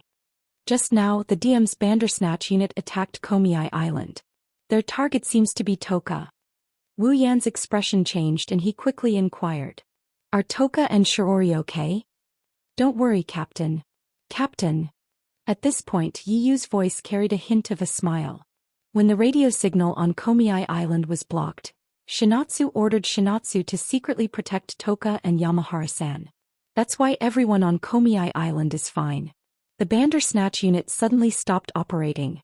Shinatsu told me to contact you and said that the matter was almost resolved. I didn't expect you to actually get in touch with him. Shinatsu, huh? Wu Yen sighed in relief. That was a great help. It's just as Kodori said. Underestimating him is bad. That's true. You agreed. But why did the operation of the Bandersnatch unit and the interference radio signal stop? Wu Yen chuckled as he looked at the spot where Albadal was standing. It's probably because I destroyed the main body. It's nothing. Wu Yen shook his head and looked at the two clashing lightning bolts. Something happened on my side as well. I need some time to deal with it. Before that, keep an eye on Toka, Shirori and Komiai Island. Let Shinatsu deal with it. Understood, Captain. Nodding, Wu Yen ended the call. He turned around and looked at Irene, who was staring at him in a daze. He raised his hand once more. I'm sorry. Mana surged out of his palm and swirled, forming a mana vortex. I don't have time to deal with you. Irene's expression changed drastically. She clenched her teeth. Wu Yen smiled wickedly. Let's play another game. Wu Yen grinned as he held the mana vortex in his hand. The game is about your life and death. Wu Yen narrowed his eyes, ignoring Irene's reaction. If you can survive this attack, I'll accompany you to Seawell Coat the next time we meet. As soon as he finished speaking, the magic vortex that resembled spinning flames suddenly flashed violently. Boom! The ferocious magic power struck Irene's body and engulfed her in thick smoke. Not long after, Irene fell from the smoke like a kite with a broken string. She fell into the vast sea below. Wu Yen looked at the two lightning bolts colliding with each other in the storm. He turned around and he disappeared from where he stood. Chapter 1150. The vast sky was gradually occupied by the strange rotating dark clouds. On the ground, the forests on several islands were gradually being razed to the ground by the violent winds. The lush green branches and leaves of the trees were blown away by the strong wind pressure. They flew everywhere like clothes being thrown into a washing machine, constantly spiraling up into the sky. Some of the slender trees were even uprooted and shot into the surroundings like large bullets. Everywhere they passed, whether it was the ground or the rock walls, they were smashed into medium-sized holes. The waves rolled violently. Everything on the ground was distorted by the strong winds. Everything within the area covered by the swirling dark clouds was distorted. Fortunately, the islands that were being ravaged by the gale were all uninhabited. The only island with residents was Huomei Island. Due to the spacequake problem, the disaster prevention measures were very perfect. Under the attack of such a gale, except for some uncleaned garbage and slender trees flying in the sky, everything else was normal. In the sky, above the clouds where the people on the ground could not see, the two thunderbolts collided fiercely once again, accompanied by an even more intense wind and shockwave. Then they separated, circled, collided again and circled again. This repeated repeatedly. Every time the two thunderbolts collided, a violent shockwave would be created. Every time the two thunderbolts circled, a violent wind would blow. As they continued to collide and circle, the dark clouds in the sky became denser and denser. The force of the rotation was also gradually increasing. At the same time, even the surrounding storm was gradually becoming stronger, sweeping everything under the sky unscrupulously. If this continued, it wouldn't be long before the storm became so strong that even the disaster prevention measures on Hume Island couldn't withstand it. At that time, it would be a true disaster, no less than a spatial earthquake. It would descend on Hume Island. Bang! A dull thud rang out once again. This time the collision seemed to be more violent than the previous one. The time and distance between the two thunderbolts had been extended by quite a bit, causing the surrounding storm and swirling dark clouds to stagnate slightly. Perhaps they were tired. The distance between the two thunderbolts increased. After circling in the sky for a while, they stopped. They floated in the air, facing each other from a distance, and didn't collide again. At the same time, the thunderbolts gradually dissipated, revealing two figures inside. They were two beautiful girls in their prime. They were about 16 or 17 years old, not much different from high school students. Both of them had orange hair, silver eyes, delicate facial features and slender figures. Different from their beautiful appearances, The attire of the two girls was extremely unique. They wore dark-colored jackets and purple-blue restraints were wrapped around their bodies like leather straps. It covered their bodies. At the same time, his hands, legs and neck were all shackled. The shackles were even connected to broken chains. He looked like a criminal, which was very strange. The only difference was that the orange hair of the girl on the right was completely coiled up. The shackles were on her right hand, right leg and neck. The expression on her face was very arrogant, as if she was a queen who had walked out of nowhere. She was very arrogant. The girl on the left had her long orange hair braided into 3 braids. She had the exact same appearance as the other girl, but unlike the arrogance on the other girl's face, she had a pair of listless half-closed eyes. She looked much calmer and more docile than the other girl. In terms of details, this girl was slightly different from the other girl. The style was similar, but the shackles were on the opposite side. They were on the neck, left hand and left foot. They had the same appearance and the same outfit. Different hairstyle, different temperament. In addition to the masochistic style of hunting clothes, many men with evil intentions would be stimulated by the beautiful sisters in front of them, unable to control their testosterone. Of course, they had to ignore their calamitous might. The two of them were quite far away from each other. They looked at each other with the same silver eyes. Whirlwinds swirled around them. It was like they were the center of a typhoon. They maintained this posture.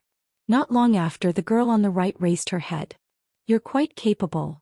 As if she was acting in a play, the proud girl put her hands on her hips and said proudly, "As for your lively performance, this queen will give you recognition." Zhou Xian. Denied. The listless girl with 3 braids called Zhou Xian spoke calmly as if she had lost all her strength. Zhou Shi's praise will only lower Zhou Xian's wariness and cause her combat strength to drop. It is a very low-end method. This consort disdains using such a despicable method. Zhou Shi glared at Zhou Xian, then abruptly pointed a finger at her. In front of this queen's unparalleled strength, there is no need to use psychological tactics against you. Refute. Zhou Xian spat out these words expressionlessly. Unparalleled strength is something that Zhou Shi has never possessed. How can you mortals peek at this queen's supreme fate? Zhou Shi raised his head proudly. He was almost pointing his nose at the sky. Only fairies like this queen are worthy of the title of 8th dance. Zhou Xian, it is time for you to give up. What a joke. Let a fairy like Zhou Shi become a true 8th dance. That is the fate that no one can peek at. Zhou Xian said calmly, "The only one worthy of the title of 8th dance should be Zhou Xian. Now is the only time you can show off, Zhou Xian." Zhou Shi put one hand on his waist and pointed at Zhou Xian with the other as he shouted. "Today is the important day for this queen to become a true 8th dance. Don't worry, Zhou Xian, this queen will remember that you once had the right to compete with this queen for the title of 8th dance. This queen will make you a glorious stepping stone. Only Zhou Xian will become a true 8th dance." The two young ladies used the same appearance and the same eyes to viciously glare at each other. Soon after, the whirlwinds on their bodies suddenly swelled and violently shook in all directions. They were like sharp steel knives that cut through everything. "This is..." Zhou Shi charged at Zhou Xian with the whirlwinds around him. "The last one. Answer me." Zhou Xian's eyes narrowed. Then a gust of wind blew as he charged forward. "The final victory will be Zhou Xian's." With a suspenseful tone, the 2 identical girls who looked like twin sisters broke through the surrounding clouds with a momentum that could break through the atmosphere like a hot knife through butter and rushed towards each other. At the center, their gazes met face to face. Immediately after, 2 slender fists wrapped in strong winds were forcefully swung out. Just as the 2 girls' fists were about to land on each other's faces, a figure appeared between them without any warning. Both Zhou Shi and Zhou Xian stopped in shock. However, they could not stop their fists from flying out. They were unable to stop their fists from flying out together. Before Zhou Shi and Zhou Xian could react, the figure reached out with both hands. Majestic mana currents surged around his hands, dispersing the whirlwinds in the 2 girls' hands. Then, with one in each hand, the figure grabbed onto Zhou Shi and Zhou Xian's fists with a crisp pop. Both Zhou and Zhou Xian opened their mouths in shock. Although both of them had held back in that punch just now, it was still enough to shatter a piece of rock wall. Yet it was so easily stopped by the 2 of them at the same time. While the 2 young ladies were still in shock, the whirlwind on their bodies continued to swirl. whistling as it scraped against the figure's body, causing him to frown. With a sigh, the demonic energy in his hands that were grabbing the two young ladies' fists surged, creating a violent impact. Scatter. As he growled, the surging mana collided with the whirlwinds around Yijia and Zhou Xian. With a muffled boom, the mana was blasted away, turning into a gust of wind that scattered in all directions. At the same time, Yijia and Zhou Xian also felt a gentle yet powerful pushing force on their bodies, pushing them heavily. Amidst the cries of surprise, the two girls who looked exactly the same flew out and slid on the clouds for a distance. It wasn't until they slid a few dozen meters away that the two girls managed to stabilize themselves. They looked ahead with a shocked expression on their faces. They looked at the figure that suppressed the two girls. Chapter 1151. The wild wind gradually calmed down in the gray clouds. Who is that? I repeat, who is that? Zhou Shi and Zhou Xian both turned their gazes to the front. They looked at the figure floating between them in a straight line. Confusion appeared in their eyes. Feeling the two beautiful girls looking at him at the same time, Wu Yan lightly exhaled. He glanced at the two of them with an almost imperceptible glint in his eyes. Baowu Yi Juya, level 73. Baowu Zhou Xian, level 73. Yasuo. Wu Yan narrowed his eyes as he looked at Yaguya and Yushin. Their images matched perfectly with the images in his mind. They're the Baowu sisters? That's.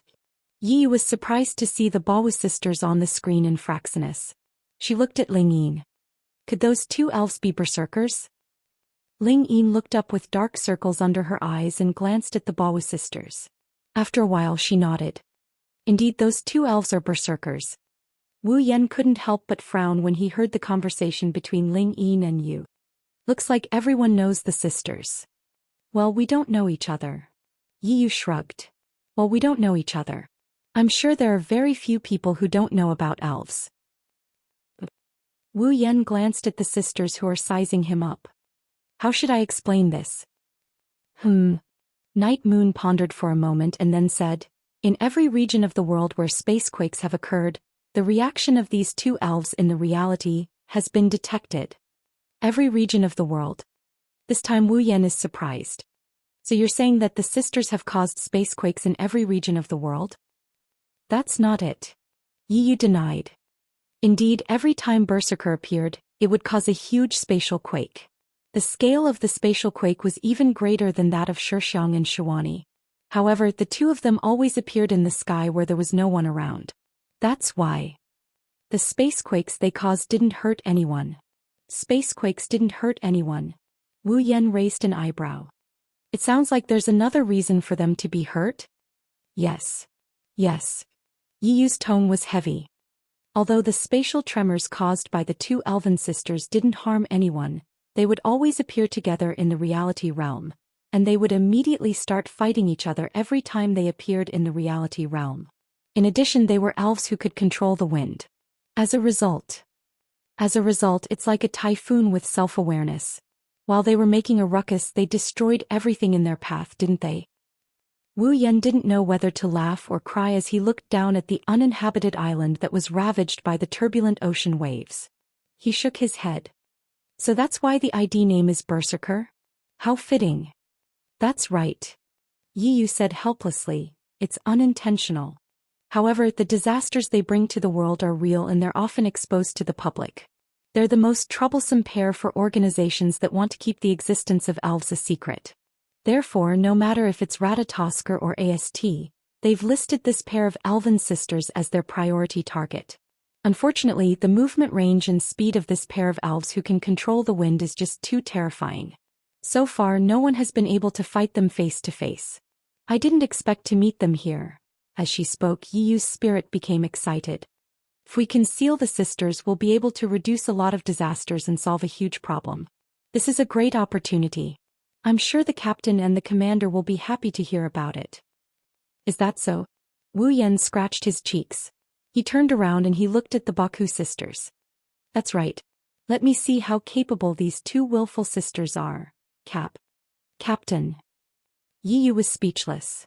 She wants you to use peaceful means to interact with them. Don't fight like last time when you met the seducer Magio. Oh. Wu Yan had a mischievous grin on his face. Well, I'll try my best. The Baowu sisters who were waiting for Wu Yan to make a move were getting impatient. Hey, the man over there. With a fearless look on his face, Xianxia glared at Wu Yan with a sharp gaze. I don't know who you are, but don't you know it's rude to interfere with a duel? Agreed. Xian also glanced at Wu Yan. It's not that Xian wants to agree with Yijia, but the duel between Xian and Yijia is very important. If possible, please don't interfere. Wu Yan's lips twitched when he heard Xianxia's arrogant declaration and Zhou Xian's unique way of speaking. He tossed Yu's advice to the back of his mind. Do you think you're very polite when you say someone is rude? In Fraxinus, whether it was Night Moon, Ling Yin, Godless Moon, or the other members of Ratatosker, they couldn't help but cover their faces. Their faces were filled with pain. Xianxia widened his eyes and he glared at Wu Yan with even sharper eyes. Can I take what you said as an insult to the Baowu sisters? Of course. Xian's tone also revealed a faint displeasure. Xian has never done anything rude. What you said is definitely an insult. Is that so? Wu Yan smiled bitterly and pointed at the islands below. Then please open your wise eyes and look at what you've done to those islands. Yijia and Xian were stunned. They looked down and saw the uninhabited islands. They looked at each other and looked at Wu Yan. Isn't it just a few uninhabited islands? Is there a problem? Yes. Xian would like to know the answer too. You guys. Wu Yan crossed his arms and he pursed his lips. It's rude for others to disturb your duel, but isn't it rude for you to disturb other people's lives? Yijia and Xian choked and refuted. But isn't that an uninhabited island? No, there's no one on that island. Xian didn't disturb anyone's life. Unfortunately, I just happened to be there. Wu Yan lied without blushing. You two disturbed me, so I came over. Otherwise, who would fly up to the sky to play? Ugh. Yijia and Xian were speechless. Is that so? Wu Yan smiled meaningfully when he saw that the two women were speechless. As the witch of the hurricane and the spirit of the dance, you can't deny your mistakes. Of course. Yijia nodded reluctantly, his expression a little resentful. Indeed, it was this consort who was rude first. Then this consort will not pursue your actions. Agreed. Xian also agreed. It seems that Xian and Yijia were wrong first. I apologize to you. Then Xian. Yijia looked at Xian and raised his chin as if he wanted to change the topic. Let's go somewhere else and continue our sacred duel. Agreed. Xian narrowed her eyes and met Yijia's gaze. Wait, I'm not done yet. Wu Yan rubbed his forehead and sighed. Why do you insist on a duel? Ho, are you interested in our duel? Yijia puffed out his chest. However, you are just an outsider. Even if we were rude first, we cannot let you interfere with our sacred duel. Please don't interfere with our duel. Xian looked at Wu Yan and said calmly. Xian and Yijia's duel is necessary. It must be carried out. Then why don't you let me interfere? Wu Yan said kindly. Since it's a duel, there should be a judge, right? Why don't you tell me? Maybe I can give you an idea? Yes. This. Both Yejusher and Xian hesitated for a moment before nodding their heads. Chapter 1152. Unknowingly, the dark clouds in the sky that seemed to have been stirred up by something slowly returned to their original state. They gradually dissipated, revealing the originally clear and incomparably blue sky. The sea gradually calmed down. The wind was calm and the waves were calm. Warm sunlight poured down and covered the messy and uninhabited islands. If it weren't for the remnants of the storm on the islands, everything that happened just now would have been treated as a dream. In the boundless sky, 3 figures were floating in the air. 2 of the slender figures were saying something to the figure in the middle. From time to time they would compliment each other. Their tacit understanding couldn't be any better. He believed that no matter who saw this scene, no one would believe that the storm that almost destroyed everything was caused by these 2 incomparably adorable girls. They also wouldn't believe that before that the 2 had a life and death duel. In other words, Wu Yan rubbed his chin as he looked at the 2 sisters floating in front of him. They had the same face but completely different temperament and mannerisms. Simply put, you 2 were originally the same sprite named Baowu, but after who knows how many times you appeared, You mysteriously split into two, even Bao's original personality disappeared. Wu Yan frowned as he combined the information he got from the Bao sisters and his own memories of the original plot. Then, you two will one day return to being the same person. When that time comes, the two of you will have to decide on one of you as the main personality, the other will disappear unconditionally, right? Yes. As expected of the man who can stop us Bao sisters from dueling. Yijia raised his chin in an exaggerated manner and crossed his arms in front of his chest. The situation is as you said. Add on. Compared to Yijia, Xian's expression was much calmer.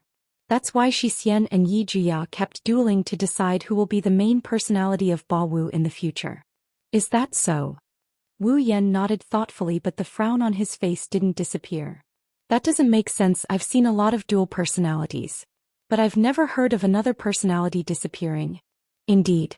Whether it was Kodari who had two personalities or Nagisa and Agurola who were originally different but now merged into one, there was no danger of the other personality disappearing. Logically speaking, dual personality disorder should also be allowed to exist. That kind of thing. Only the goddess of fate would know. Yijia's tone had a hint of unspeakable gloom. Explanation. This is something Xian and Yijia knew from the moment they were born. Xian's expression didn't change. Xian didn't change her expression, but she looked away. Xian and Yijia don't know why this is. This is really tricky. Wu Yan scratched his cheeks. He could see that the two girls are depressed to varying degrees. Wu Yan had a rough idea of their situation, so he changed the topic. But you guys are just split sprites, and yet you guys are so strong. If you guys return to your original form, I'm afraid the real Yitan would be on par with Irene. Wu Yan bitterly laughed. So the two of you are the real hidden bosses, of course. Yijia straightened his back when he heard Wu Yan's words. His expression was full of pride, but he was soon confused. But who is Irene? Oh. Ma, don't mind me, don't mind me. Wu Yan waved his hand in a perfunctory manner before turning serious. Now that I understand the general situation, I'll get straight to the point. Wu Yan looked at Yakuya and Dushin before he continued. To be frank, I don't think your duel is meaningful at all. What? Yijia and Xian were stunned for a moment before they became angry.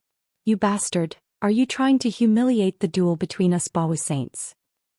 Angry, Xian can't pretend she didn't hear that. For the sake of survival, Xian and Yijia's duel is significant.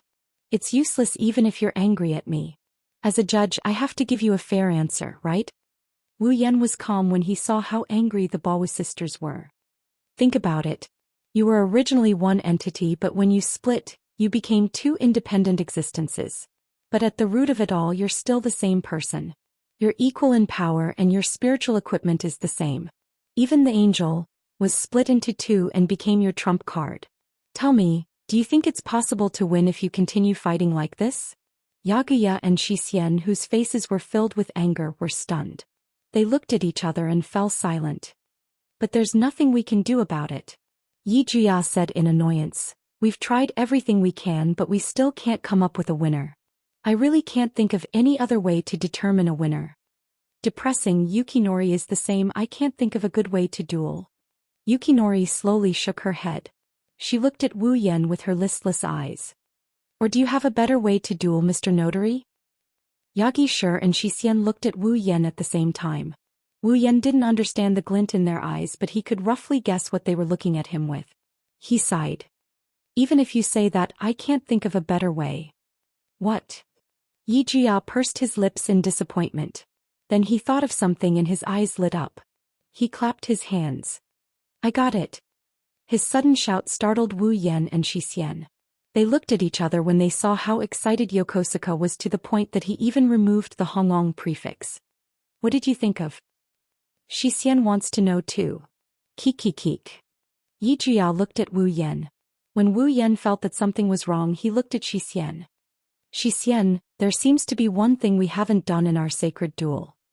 Xian tilted her head and asked. What is that? Yakuya smirked. He pointed at Wu Yan as if he was making a declaration. He spoke with a loud and clear voice, emphasizing each and every word. Our duel has yet to determine a winner, and that is charm. Charm. Both Xian and Wu Yan were stunned. Their expressions turned strange. Yijia, you're not thinking of seducing me with Xian, are you? Oh? As expected of the notary of our duel. Yijia said excitedly. What do you think? This is a good duel, right? Response: I see. Yu Xin nodded. She looked at Wu Yan. Indeed, this is a duel we haven't done before. It's perfect for the final duel. That's right. Wu Yan was stunned when he saw the two sisters talking to each other. Then he laughed. What are you laughing at? Yakuya furrowed his brows and he glared at Wu Yan. Is there something strange about this consort's decision? I agree. I don't know why, but I have a bad feeling about it. Xian frowned and said to Wu Yan, Mr. Notary, please give me some pointers. Nope. Wu Yan laughed while waving his hands at the two girls. It's just a little weird.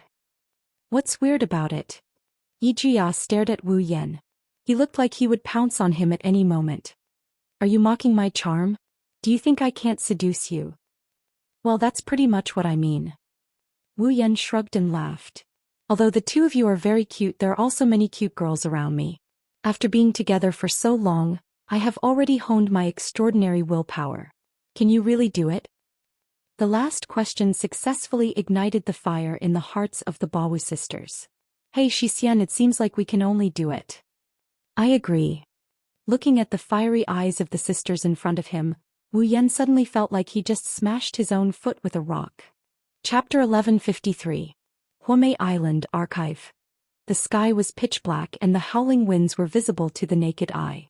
Like sharp blades, they sliced through the surroundings, blowing all the lighter objects on the ground into the air. Outside the window, the trees slanted more and more under the strong wind. Even though there was a wall between them, the sharp sound of the wind could still be heard clearly by every student who came to Zen High School. Some of the more timid students turned pale and trembled all over. There is nothing they can do about it. Originally, they had planned to travel here happily. Who would have thought that the change in the weather would be so abnormal? Just a second ago he was still rushing towards the archive, but in less than a minute the clear sky suddenly turned dark, the calm ocean suddenly became turbulent, and the strong wind suddenly blew, and in a short moment, it became a strong storm that could even blow people away. By the time the students of Chan High School followed the instructions of the teachers and arrived at the archive, the outside world had completely turned into a world of storms.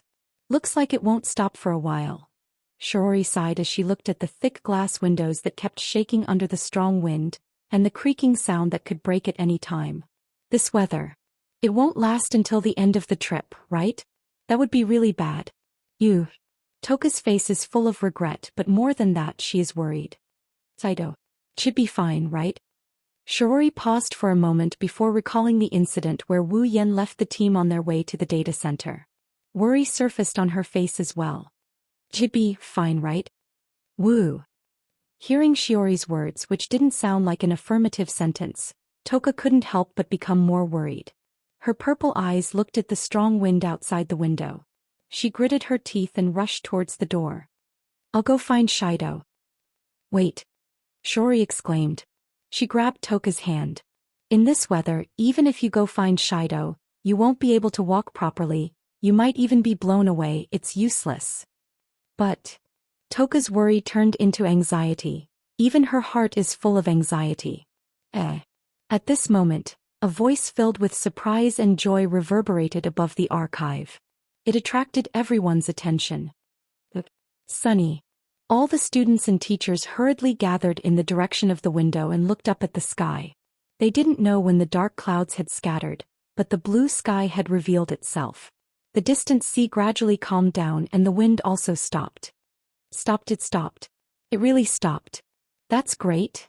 I thought this trip was going to be scrapped. I hope the weather doesn't change so much. The entire archive was suddenly filled with a mixture of surprise and joy. Even the teachers had smiles on their faces. Looking at the sky outside the window that had once again returned to its clear state, he repeatedly sighed with emotion. They are sighing about the magical weather. It's good when it's good, it's bad when it's bad.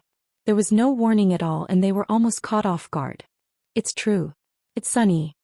Toka pressed her face against the window. With a touch of joy on his face, he turned around and ran through the densely packed Lichon High School students toward the entrance of the information center. Toka. Shiori also hurriedly followed behind Toka and ran to the door. The group of students and teachers didn't seem to want to stay in the lifeless library anymore. They all ran out one by one. Just as 10 Fragrances, who was running at the front, was about to open the door of the archive and rush out, the door that was less than 3 or 4 meters away from 10 Fragrances suddenly opened by itself, giving 10 Fragrances a fright. Then the person Toka was looking for appeared at the door. Shido. Toka's face is happy. Just as she was about to rush over, her body stiffened. She can't move anymore. No, it's not just Toka, even Shiori and the other students and teachers behind her are frozen on the spot. Looking at Wu Yan standing at the door, they are silent. Even though there was a big typhoon just now, Wu Yan didn't have any injuries on his body. Even his hair and clothes are in perfect condition, not a single bit messed up. He looked exactly the same as when he left the group. Come to think of it, the typhoon just now didn't affect him at all. This scene made Toka and Shiori, who were worried about Wu Yan, let out a sigh of relief. But after letting out a sigh of relief, the two of them frowned at the same time. Their gazes turned sharp in an instant. Because next to the unscathed Wu Yan there are two people. The two of them looked exactly the same. They had orange hair and silvery eyes. They were very beautiful girls. Of course, if it's just 2 extra girls, it's not a problem for Toka and the others to act like this. The problem is, these 2 very beautiful girls are wearing revealing restraints. Their necks, hands and feet are all shackled. That's not the most important problem. After all, there are people who like to dress up and have special interests. But when these 2 girls are standing close to the man in the middle, constantly squeezing into his arms, they can't be ignored. Saito. Hugging Wu Yan's right arm, the girl with a proud smile on her face squeezed into Wu Yan's arms and said, "I've already lowered myself, shouldn't you be grateful and give your all to me?" Refute. As soon as the girl on the right finished speaking, the listless girl hugging Wu Yan's left arm immediately spoke up. Choosing Yi Jushi will only lower your taste. Compared to Yi Jushi, Xian is the real life of Shido. Please stand on Xian's side. What did you say? To be able to receive my love. That's Shido's luck. No, Yi Jushi's love is of no use to Shido. Only Xian can give Shido the highest level of service. Your service is useless. Jeer, Yi Jushi doesn't understand what a creature like men really need. Laughing, you've already lost by saying that. How can you not know? Men are creatures, don't you just need to smile at them and they'll throw themselves at you? Pity, not all women can do that. Yi Jushi is definitely not one of them. Do you want to fight? Accept the challenge. Xian is ready at any time. Ignoring everyone present, Yi Jushi and Xian continued to argue with each other with a wall of flesh between them. Their scantily clad bodies kept rubbing against Wu Yan's chest. This is a scene that would make any male creature green with envy and jealousy. However, Wu Yan didn't enjoy it at all. Instead, he sweated profusely. He could clearly feel the more the sisters rubbed against each other, the more intense the gazes from Lichon High School's teachers and students became. Some of them even carried negative emotions. Especially 2 of them, one was full of disdain, the other was extremely cold. Shido. Zhou Xian lowered her head. A clearly suppressed voice traveled into Wu Yan's ears from under her bangs. Who are they, huh? Wu Yan was sweating as he laughed. Zhou Xian looked at him with even more disdain. The surrounding students and teachers glared at him, causing his smile to become more and more forced. They're just lost lambs. When he said that, the gazes on Wu Yan became even more intense. Lost lambs? Does that mean they were abducted by him? And they're wearing those clothes, did he force them? What kind of fun is this? It's disgusting, so bad. There's already Yamato Kami, there's also Tokasaki-san. I'm so embarrassed for Zhou Xian. Yeah. Whispers came from the crowd, accompanied by the gazes of the teachers as if they were looking at a problematic youth, causing the scene to become chaotic. Wu Yan started sweating profusely. The Baku sisters are still bickering with each other. Toka is still exuding a terrifying aura, and Shiori suddenly distanced herself from him. He wanted to cry but he didn't have the tears to do so. Chapter 1154. Above Komiai Island, Fraxinus. The automatic door of the command room slowly slid open. Shina, who had taken off her CR unit, panted as she walked into the command room. Fighting in such a strong storm is really tiring. Thank you for your hard work, Xina. Yu nodded at Xina and scratched her head apologetically. I'm sorry for giving you the job.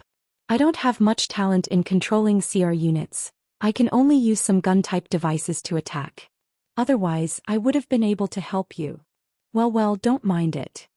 Xina shook her head. Her blue ponytail swayed like a puppy's tail. It's very cute. Senior Yue's strength is unquestionable. Back then when she fought against Nightmare, that godly shot of hers is still fresh in my memory. I only have some experience with guns. Yu shrugged. She looked at Kanushi Kuhei who was hugging his chair. It's not like there aren't any men here who are more talented than me. Xina looked at Kanushi Kuhei who was drooling and mumbling nonsense. Kanushi Kuhei had a disgusted look on his face. She was conflicted. Indeed, if one were to say that Yu's ability to use a personal gun-type display device had surprised Xina, then Konosuke Kuhei's outstanding command had shocked Xina. Not only could she perfectly grasp the situation on Haimai Island and let her attack in advance, she could even support him in that kind of weather and calculate the effective time of the storm, so that she could really defeat all the Bandersnatch troops that were sent to Haimai Island without anyone noticing. Xina sincerely felt that if she didn't have Kanushi Kuhei's instructions, even if she could take down all the Bandersnatch troops on Komiai Island, the residents of Komiai Island would still be shocked. It was inevitable that it would be witnessed by the local residents and even the students of Lichon High School. It might even put Toka and Shiori in danger. Recalling Kuhei Konosuke's advice on the radio during the battle with the Bandersnatch, Shinana's opinion of Kuhei Konosuke had changed. He had also changed his opinion of Kuhei Konosuke. However, Kanushi Kuhei's performance. Xina couldn't help but lower her opinion of him. The two cancelled each other out. Even if it was true, he still felt conflicted. All in all, the Bandersnatch troops have been taken down. There shouldn't be any more problems on the island. Shaking his head, Xina shook his head and looked at Yu. How's the captain? Captain. Night Moon smiled bitterly and looked at the big screen. It's a bit troublesome. Why are you guys always sticking to Shido?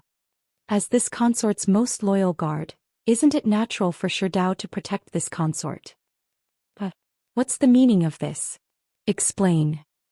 Explanation: Yujuya and Xian are having a very important event. They need Shido to do it. I don't know what's going on, but if that's the case, I want to participate. Do you want to be my opponent? How brave of you. Opponent. This means that there can only be one winner in this meaningful event, and the winner will be the owner of Shido. Obtain Shido's ownership. I want to participate. I want to participate too. What? A mere human dares to challenge the Witch of Komiai Island. Exclusion. This is a duel between Yujuya and Xian. Outsiders are not allowed to participate. Why can you two do it but not me? Wu Yan listened to the bickering coming from his left, right and front. He watched as Toka, Yagiya and Yukinori clashed with each other. Wu Yan felt like he was sandwiched between the three of them. His face was filled with fatigue. For half an hour Wu Yan was bombarded by the three elven girls. Even an immortal vampire like true ancestor Wu Yan wouldn't be able to take it. Wu Yan couldn't help but yell when he saw that the three of them were going to continue. He struggled to break free from Yujuya and Xian's hands. I say, when are you guys going to stop arguing? I'm not the one who wants to make a fuss. Toka pouted with tears in her eyes. She looked at Wu Yan with a pitiful expression. I just want them to leave your side. Ho ho ho. Yujuya laughed arrogantly like a queen and waved his hand at 10 Fragrance. It's too late, Shido already belongs to me, it's my spoils of war. No, Xian has never heard of spoils of war. Xian looked away from 10 Fragrance and towards Yujuya. Yujuya hasn't succeeded in seducing Shido, so Xian thinks it's just Yujuya's delusion. Humph, my half Xian, I didn't expect you to have the same vision as those mortals. Yujuya raised his chin and put his hands on his waist. He said confidently. With my charm, Shido will become mine as soon as I make a move. He won't be able to leave me, I'm just giving you a chance to show off. I doubt it, Xian thinks charm is just Yujuya's delusion. Xian's face tensed up, she said bluntly. Is Yujuya just pretending because he doesn't have the guts to fight? That kind of thing is absolutely impossible. Yujuya was like a cat whose tail had been stepped on. Her face was bright red. Before she could use her usual Chinibu speech to cover up her embarrassment, Zhou Xian's calm words made her swallow her words. Provocation. Zhou Xian seriously doubts Yu Juya's words. Wah. Yu Juya's expression changed. He pointed at Zhou Xian and shouted, "Since you've said that, I'll show you my strength." He didn't even give Zhou Xian and 10 Fragrance time to react. He turned around and looked at Wu Yan. His gaze was more like a tomboy looking at a chicken on the chopping board than a young girl looking at a seductive man. "You. What do you want?" Wu Yan's mouth twitched. He took a few steps back.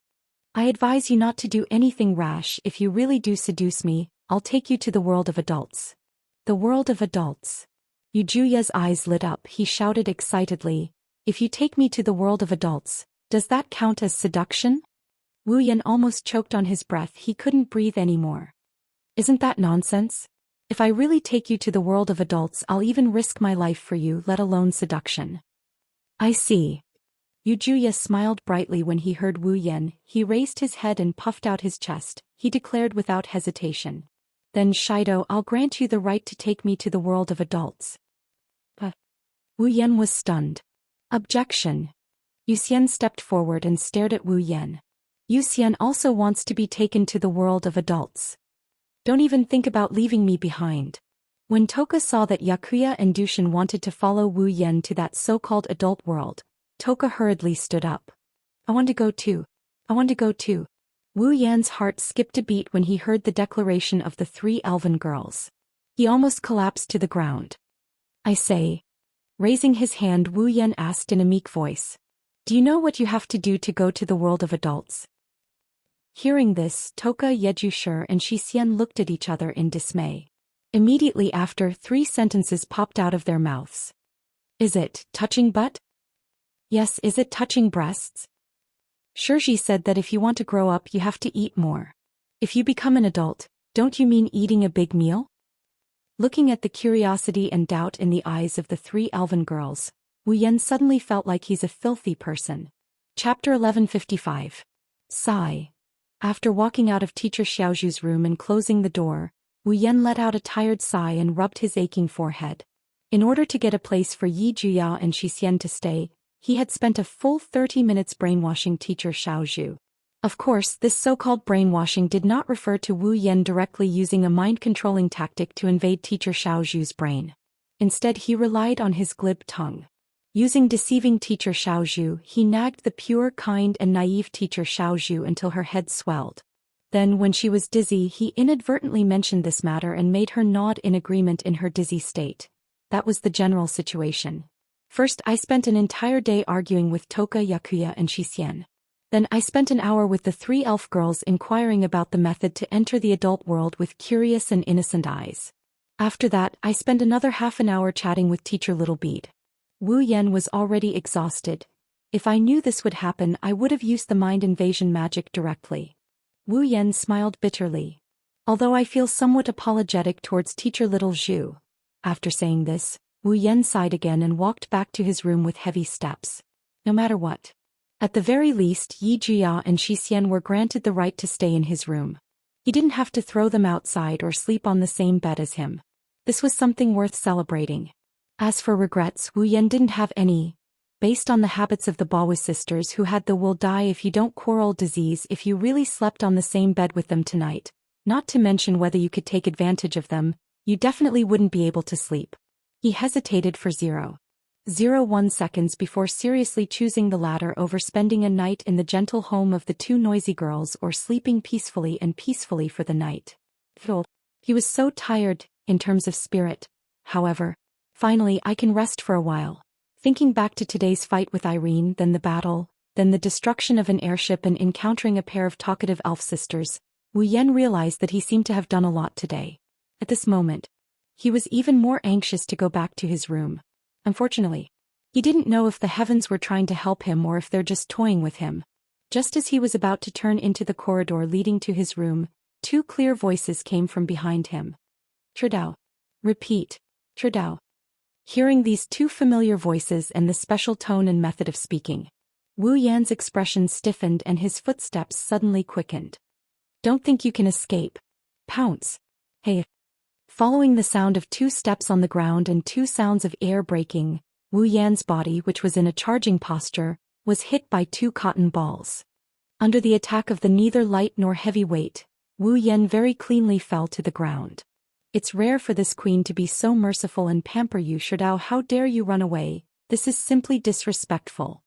Angry, Xian feels that Sherdao's behavior is enough to cause a serious blow to the heart of a young girl. So please stay here obediently. Hearing this, Wu Yan, who was about to struggle up, immediately deflated.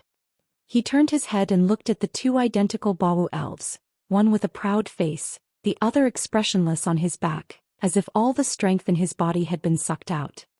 He weakly made a posture of prostrating himself on the ground and wanted to cry, but no tears came out. You 2 still haven't given up? In this queen's noble life, the word, give up, has never existed. Maintaining the posture of riding on Wu Yan, Yijia pursed his lips. Before I succeed in making you pledge your loyalty to me, this queen will not give up. Explain. I'm actually dissatisfied with what you said, Sherdao. Xian narrowed her eyes and stared at Wu Yan's face. Xian is very dissatisfied with Sherdao's suspicion that Yijia and Xian will not succeed in seducing you. That's my fault, I'll apologize, okay? Wu Yan's face was covered in tears.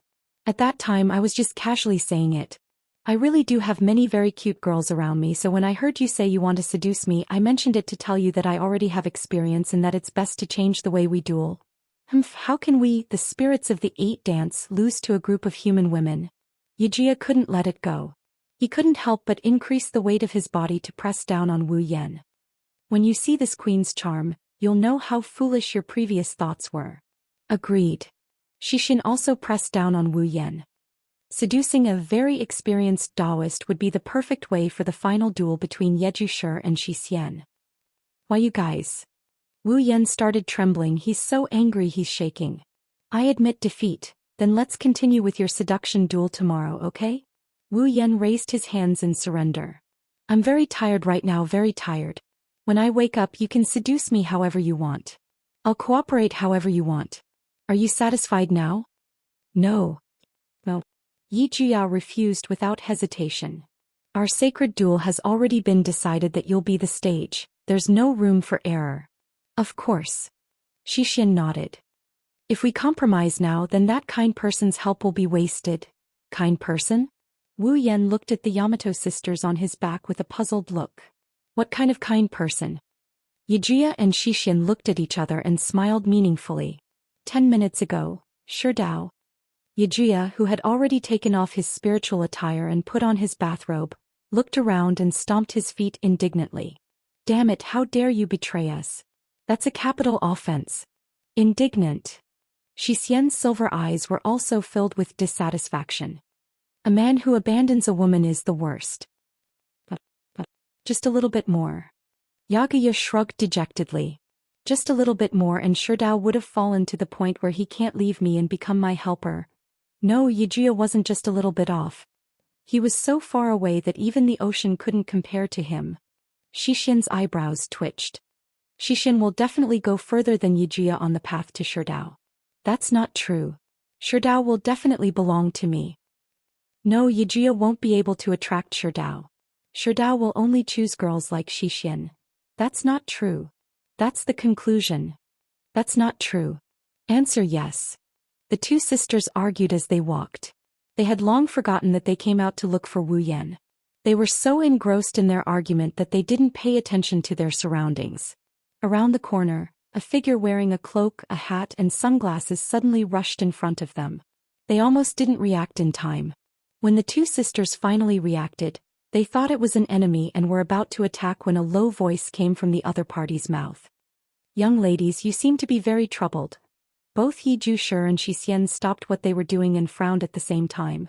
Zhou Xian even yelled out. Who are you? You actually dare to block my path? He. A very uncomfortable laughter echoed, causing the frowns of the Bawu sisters to deepen. Just as the 2 sisters were about to lose their patience, the cloaked person spoke. Do you want to know how to seduce a man? I have a secret here. Secret. Hearing this, the eyes of the 2 elf girls shook and they started to waver. Before the Bawu sisters could react, the cloaked person continued. Actually, there are only 3 steps to seducing a man. 3 steps. The Daoist sisters held their breaths. The cloaked person nodded heavily. Strip. The Daoist sisters were stunned. Kiss him after you strip. Kiss. The Daoist sisters widened their eyes. After you kiss him, let him do all the work. The cloaked person glanced at the 2 girls with sunglasses. That's fine. Zhou and Xian looked at each other in dismay. Chapter 1157. Perhaps it was because the tongues of the 2 elven girls were too soft and small, or perhaps it was because a certain wolf's mouth was too big for its libido, but when it sucked Zhou and Xian's tongues into its mouth, it fit perfectly. Woo. Perhaps they did not expect things to turn out this way. Both Zhou and Xian let out a whimper at the same time. Their watery silver eyes started to turn misty. Even their cheeks started to turn pink. Not long after, their consciousness started to turn blurry. Feeling 3 tongues sweep back and forth in their mouths, intertwining and coiling around each other, the inseparable feeling brought the man and the 2 girls unusual pleasure. This was especially so for Zhou and Xian, who were kissing for the first time. After all, they weren't just doing something intimate with a man, they were also doing it with their sisters who had been together since birth. No matter how inseparable the Daoist sisters were, no matter how similar their natures were, they would never try kissing each other. Now they were doing something only lovers could do while seducing the same man. In addition, the 2 elven girls had feelings for each other that no one knew about. It was almost instantaneous. The 2 girls were immersed in it. Immersed in the pleasure of kissing someone of the opposite sex for the first time. Immersed in the pleasure of kissing their closest sisters for the first time. At the same time, Wu Yan was also enjoying it immensely. Kissing, it's not like he hasn't tried it before. But the 3 of them kissing at the same time was a novel experience. Such a difficult experience. I'm afraid only the Yamato sisters, who are inseparable and born from the same body, would be able to give Wu Yan such a chance. The 3 tongues that were completely inseparable from each other were tightly intertwined. Back and forth, the 3 of them could no longer distinguish whose tongue was tangling with theirs. They only knew that they were constantly moving their tongues. Not long after, streams of saliva slowly flowed down from the corners of Zhou and Xian's mouths. Coiling the 3 tongues together is already an extremely difficult task. Trying to coax the 3 mouths together is simply impossible. That was simply impossible. Right now Zhou and Xian were trying their best to extend their tongues into Wu Yan's mouth. It was also because of this that this feat could be accomplished so smoothly. Therefore, the saliva that flowed down his tongue could no longer be controlled. Strands of blood flowed from the corners of the 2 elf girls' mouths. Coupled with the tsk, chirping and panting sounds that reverberated in the surroundings, the atmosphere of the scene was rather obscene. After a long time, their lips parted. The moment their lips parted, Zhou and Xian raised their heads and gasped for air. His eyes were filled with confusion. What kind of feeling is this? Wow, Sunset Cord feels more comfortable than ever before. This is the first time I feel that being in close contact with someone is a wonderful thing. After saying that, the 2 elf girls turned to look at each other. When they thought about how the other had participated in the Battle of Tongues, their rosy cheeks turned even redder. If someone who didn't know what was going on saw this, they might misunderstand the relationship between the 2 sisters. For example, they might look like sisters on the surface, but they're actually each other's lovers. Noticing each other's gaze, the Daoist sisters blushed and looked away.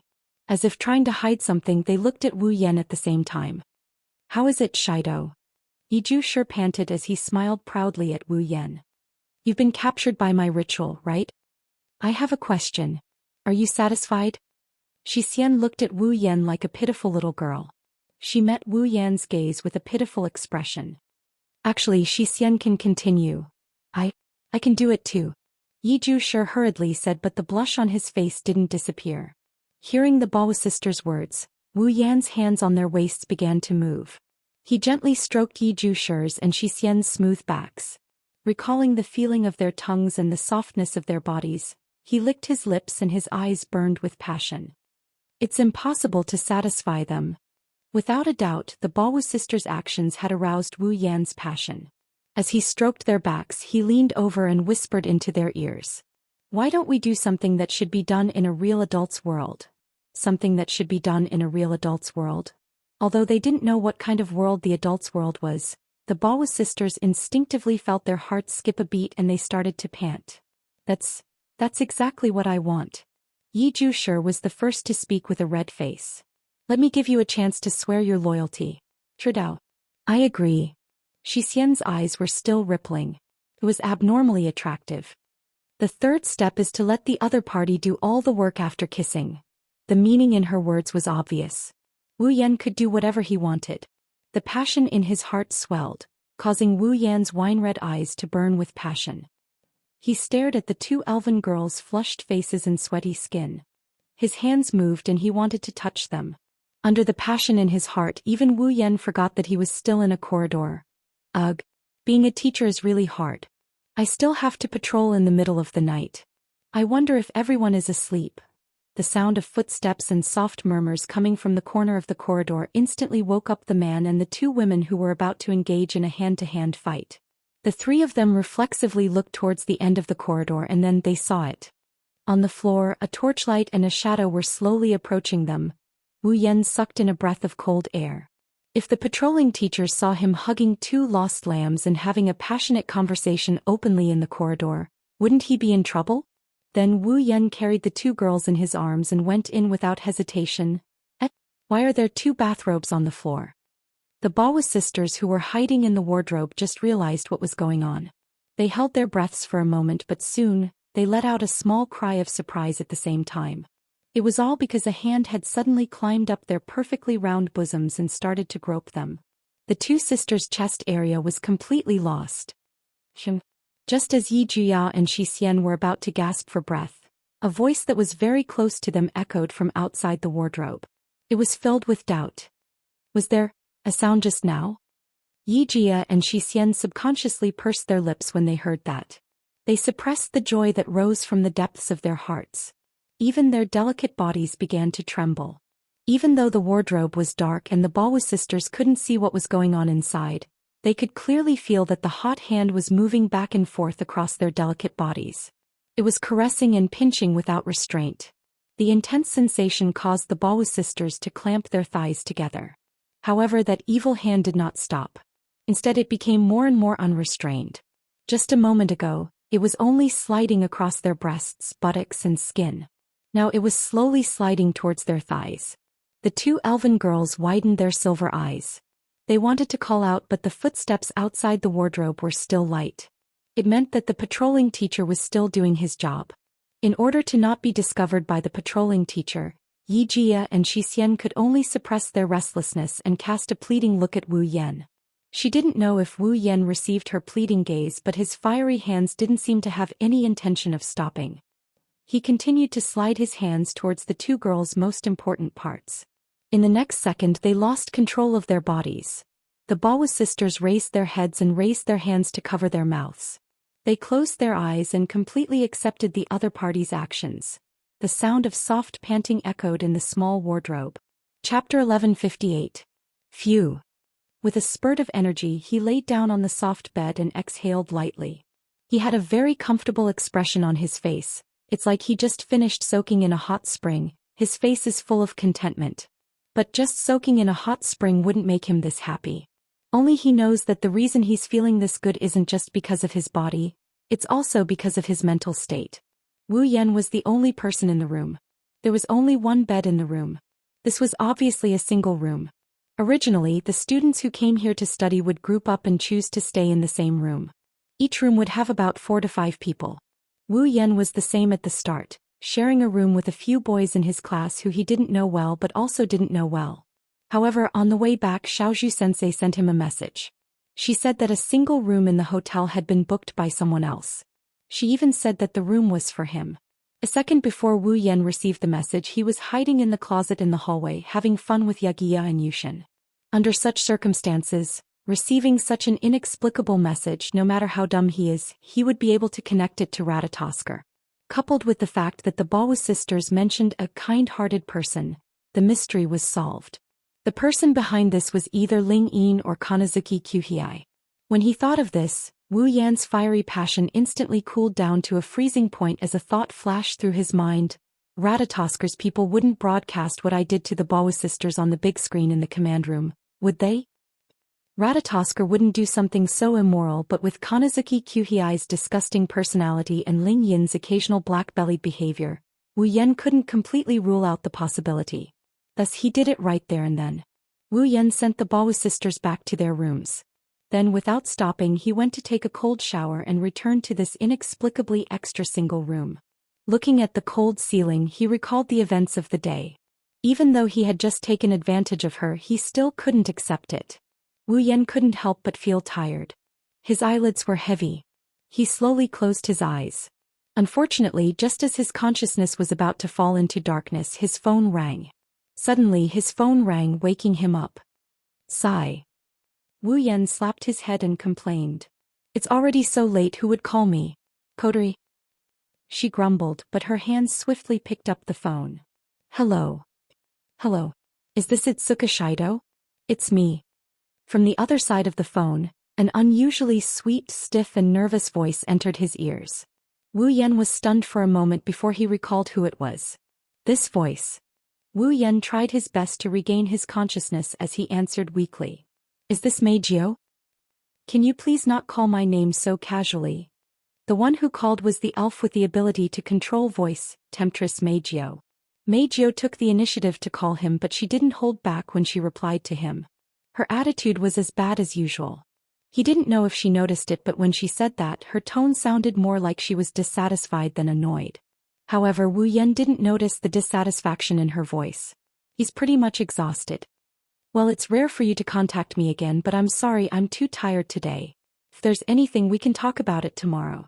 Bye. As he spoke, Wu Yan moved the phone away and pressed the hang-up button. Wait. Wait a minute. On the other end of the phone, Meijio seemed to be a little surprised by Wu Yan's words, but she quickly called out. Why are you talking to yourself and trying to hang up the phone? Could it be that he was doing something shameful?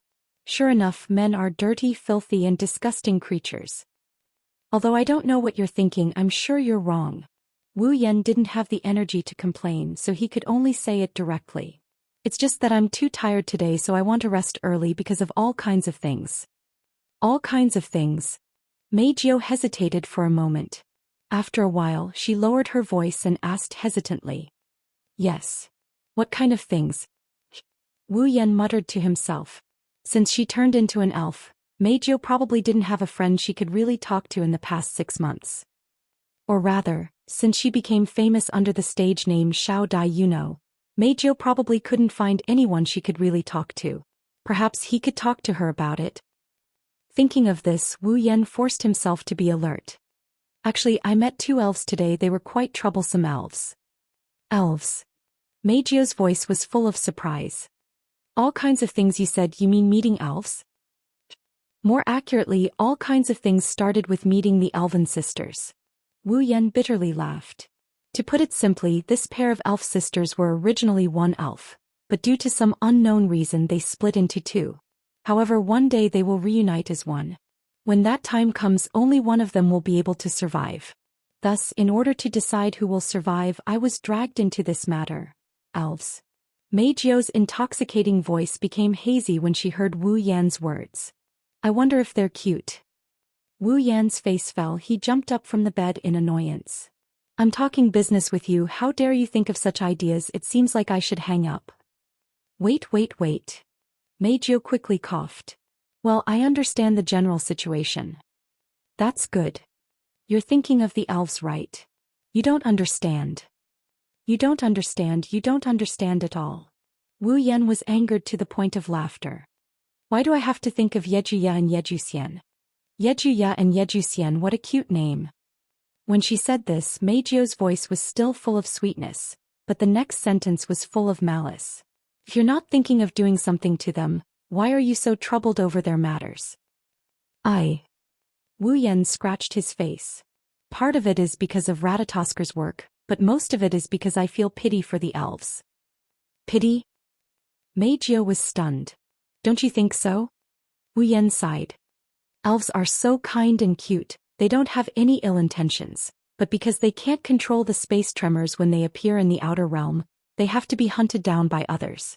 They have supernatural powers, so they are treated differently. Isn't that pitiful? So, whether it's for Ratatosker or for my own reasons, I can't just sit back and watch. Possible I want to save them. You. Wu Yan's voice was no longer as lazy as before but rather serious. For some reason Meiju panicked.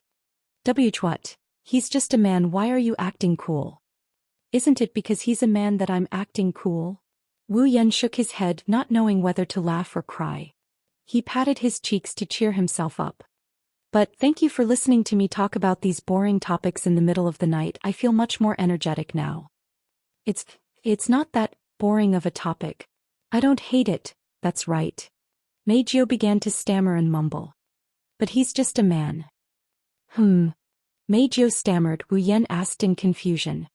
What are you talking about? Why are you stammering? Popular idol? You're nervous. Are you sure it's okay to go on stage? Nervous? Who's nervous? Meiju's voice became louder. I just don't want my cute voice to be tainted by a stinky man like you. Is that so? Wu Yan raised an eyebrow. Yes, that's right. Meiju shouted angrily. So hurry up and die. Idiot. After that Meiju hung up the phone with a thud. Listening to the busy tone coming from the phone, Wu Yan is speechless. Why did this seductress Meiju call me?